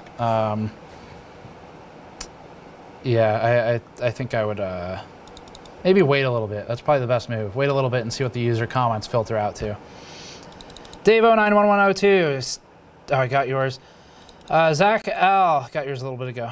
Zach L. says, worth upgrading from an R7 1800X to a 5600X, or should I get the Ryzen 3000 series instead so I don't need a new motherboard? How much performance do you want is the question, I think. Worth upgrading, yes, in the sense that the performance jump will be huge, especially for gaming, but if you don't really feel like that's an issue for you, then no, just stay on the same platform and try and get a used or a cheap 3000 or something. Stephen M. Did I get yours? Yes, I got yours way earlier. Project Sierra. First live stream. Love what you do. Thank you. Thank you. It's always cool to see people stopping in to check out the streams. Bundes Autobahn 7 says, I built my very first system on my own. 3900X, Aorus ROG Strix 5700XT factory OC. Benchmark Rainbow Six Siege, 398 FPS average, 1080p high settings. Is that too much? Too much FPS? No, I think you're good. It's a good build. Dave Leviathan Prim. Always fun to see what these cards can do out of the box. Glad you do these streams. Thank you. I'm glad people like these because it's a lot different from the XOC stuff. It's kind of more practical, I think. Demage, you guys are great. What is a good upgrade from an X99 6850K? That was a high-end system. 64 gigs of RAM. 1080 Ti. Is it 5900X good or wait for Threadripper? I have a feeling we might hear about Threadripper in January, but I'm not sure. That's just because that's when CES is kind of canceled this year, but they're still doing online show, so that makes sense to me, which is not that far away. So if you're okay with your system for now, I'd wait.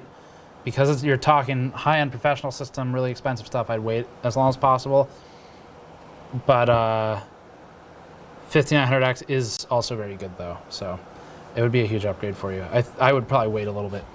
Just because, I mean, wait at least till the rumors so we can figure out how far away it is. Okay, I can see the end of the super chats now. Chen Zhizhi says, GN Barmat has me consuming more beer. Not sure if that's good. I guess, what do they say in those commercials? Drink responsibly? I think that's what they say. That's up to, yeah, do that. Be responsible about it. Glad you got one, though, but don't want to encourage a bad habit. FAT Agnes says, who on the team plays which fighting games? Main character, sticker pad, online or local? If anybody says Smash, I want a refund. Andrew, what fighting games? Wait, what's the question? Does anybody on the team play fighting games? Main character, sticker pad, and online or local? Sticker pad. Stick or pad. Sorry, yeah, I should have said it slower. I'm asking Andrew. I don't know. I put a few, but it's mostly controllers. Mostly controllers. Main character. I'll just say Ryu, because he's in a few fighting games. Oh, Ryu. Andrew's chosen Ryu as his main character because, quote, he's in a few fighting games, so you can't guess which one. Michael Graziano says, hey, Steve, or thank you, Steve, for starting GN. You're part of the reason, other than LTT, I'm going into cybersecurity. Wow, cool. You know a lot more than I do about it, if you're even looking into it.